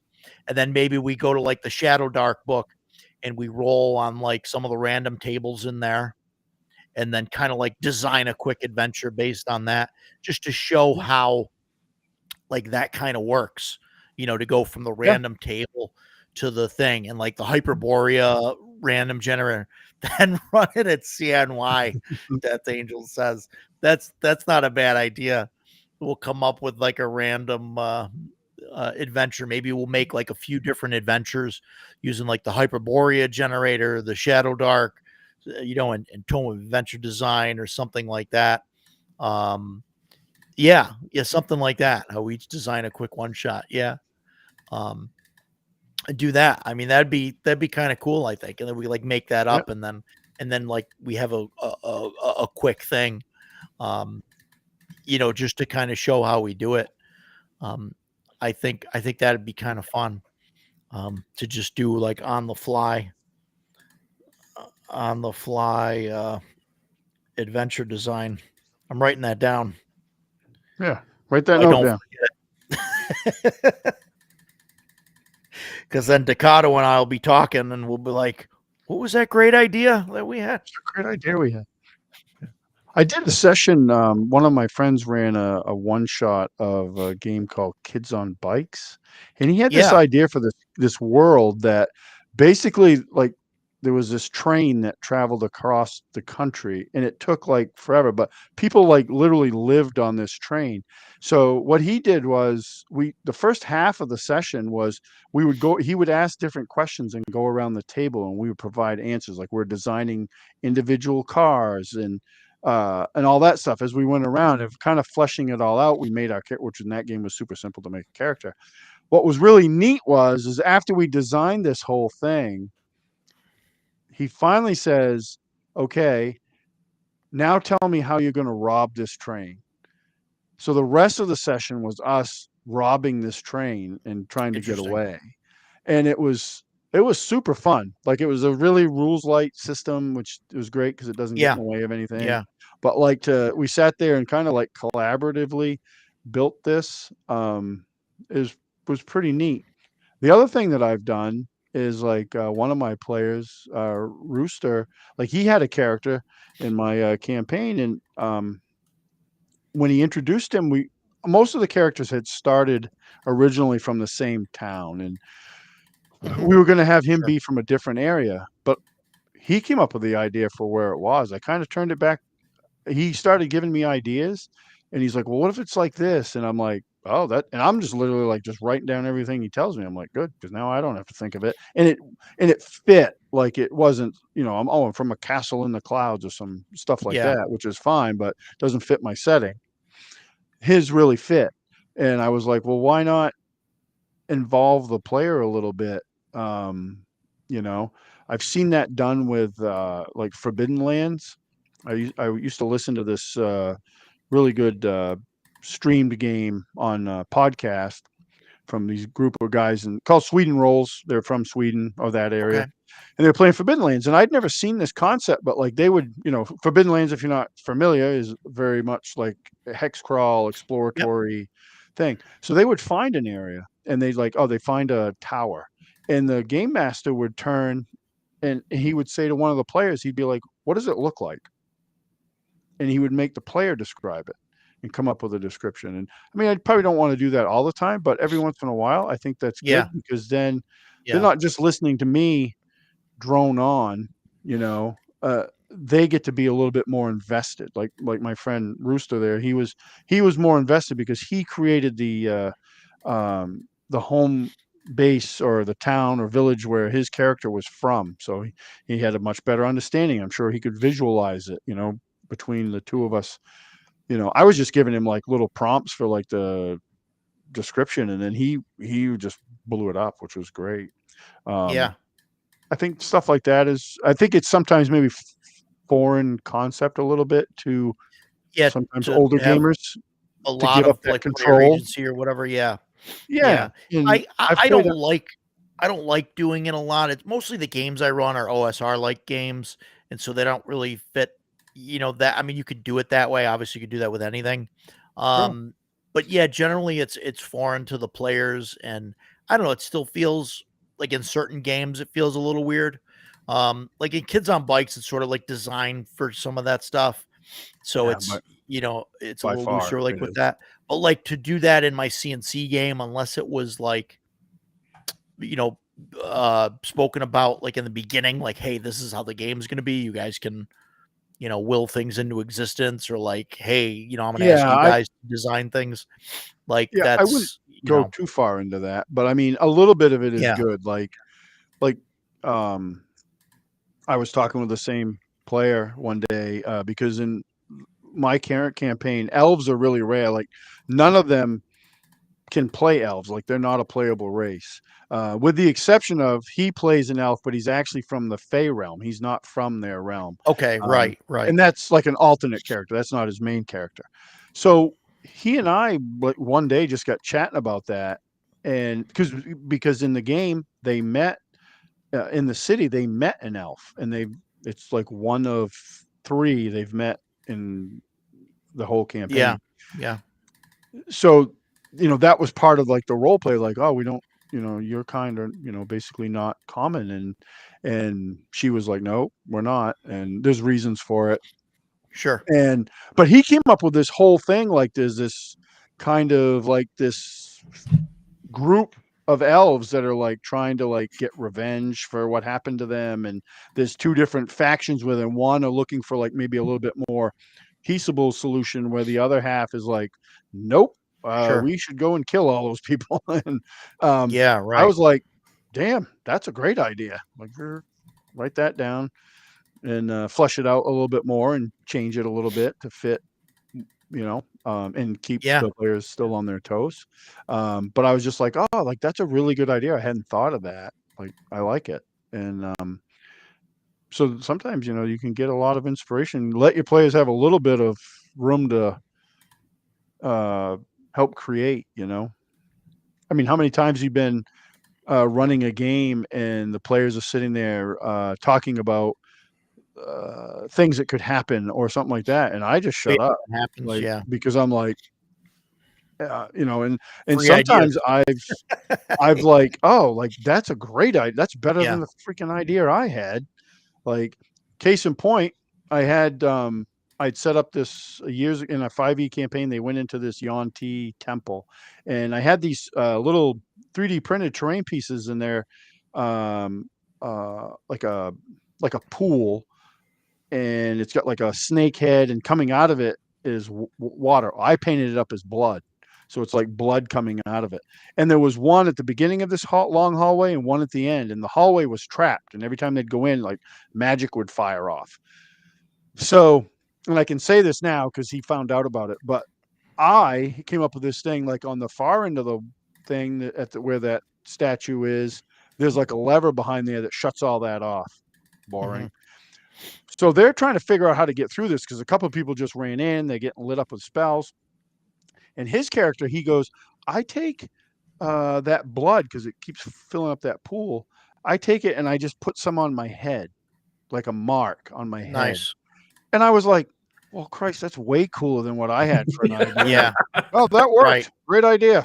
That worked. And then off they went. And Yeah. but I was like, I like to do stuff like that and Yeah, it's get a awesome. lot of inspiration from your players, especially if you have good players that give you like feedback and stuff. They're like, Yeah. oh, it'd be cool if we did this. Or I've done things like had them at the start of a session. I've given them all a slip of paper and I'm like, write down like 2 things that you would like your character to do in this campaign. And then they fill in and they give them back to me and I keep them. And yep, we've done some of them. Some of them happen. Some of those characters aren't with us anymore, so I probably should do another round of it. But it's just because I'm like, oh well, that's what they're interested in, right? So it's not just me being interested in this idea. Like some of that's really cool. I know some games do that where you have like a goal that you set, and then you can even give them like so much XP or something, or like a major reward or whatever if they complete like some goal, and then they come up with another one. Yeah, like like find my wife's killer or whatever, and it's just a random, you know what I mean? And then eventually it comes up, and that's interesting. It gives it a lot more, and it can help give them a lot more investment.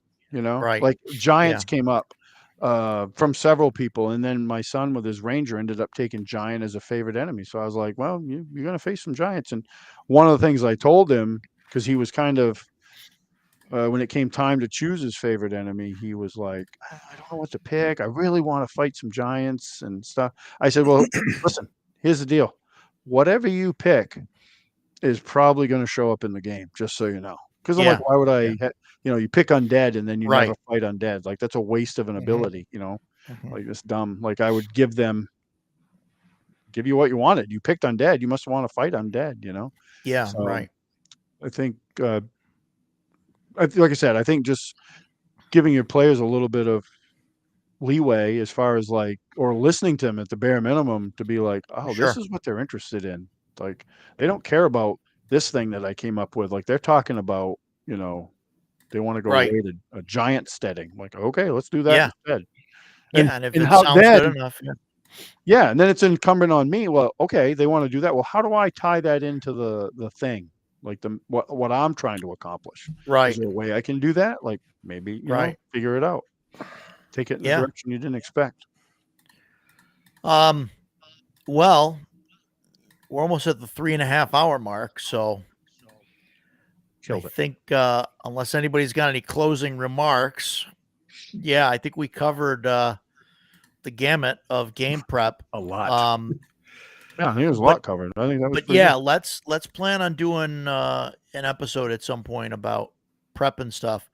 I don't know if we can go 3 hours on that, or maybe we just do. We just keep prepping adventures and keep talking about generating random things until we hit the 3 hour mark. And even I don't know, we could even we kind of we start it with what we're doing, but then start chime in and be like, what if this happened, or start getting ideas from the chat and say, okay, we need a place, we need a person, an event, or a descriptor or something, and then we do that. This is where my brain goes usually when I'm building something, because I'll have a really small idea, and then as I'm building it just keeps growing. Right. So then here's what we do. I mean, it'll be a little different because Jason's in your group and my guys listen, but what if we took that idea and then ran it for our group to see how it played out? Yeah, I love that plan, because if nothing else, it would make more of my players subscribe to my channel. Right. throw down some support. He's planning stuff for our game on the stream. We have Yeah, to watch I it gotta now. pay attention. Yeah, and I got other groups I could run it for that don't watch. So, But I'm like, yeah, no, I'm we could safe definitely that do way. that. Let's That'd be fun. let's plan on doing that. Not necessarily next week, but we'll figure Coming it up out. at some point. We'll get it. Yeah, we'll get there. So yeah, cool times. So thanks everybody for joining us. If you Thanks, guys everyone. are watching this after the fact, let us know down below what you guys do to prep games and what you guys use at the table, and And you know, things you want to see in the future and all of that fun stuff. And we'll see you guys on the next one, and we'll see you guys on the other side. Yep. Thanks everybody for coming. Like, Thanks, share, Paul. subscribe, all that fun stuff. Thanks, everyone. Happy Thanksgiving. Yeah, oh yeah. Happy Happy Thanksgiving. Thanksgiving in 2 days. Forgot thanks. Enjoy. That's good. It's good. Yeah, enjoy it. Get your heavy dose of tryptophan, and you know, take a nap afterwards, and then go back Sure. for more. That's what I plan on That's doing. right. Same. Take care, everybody. See y'all.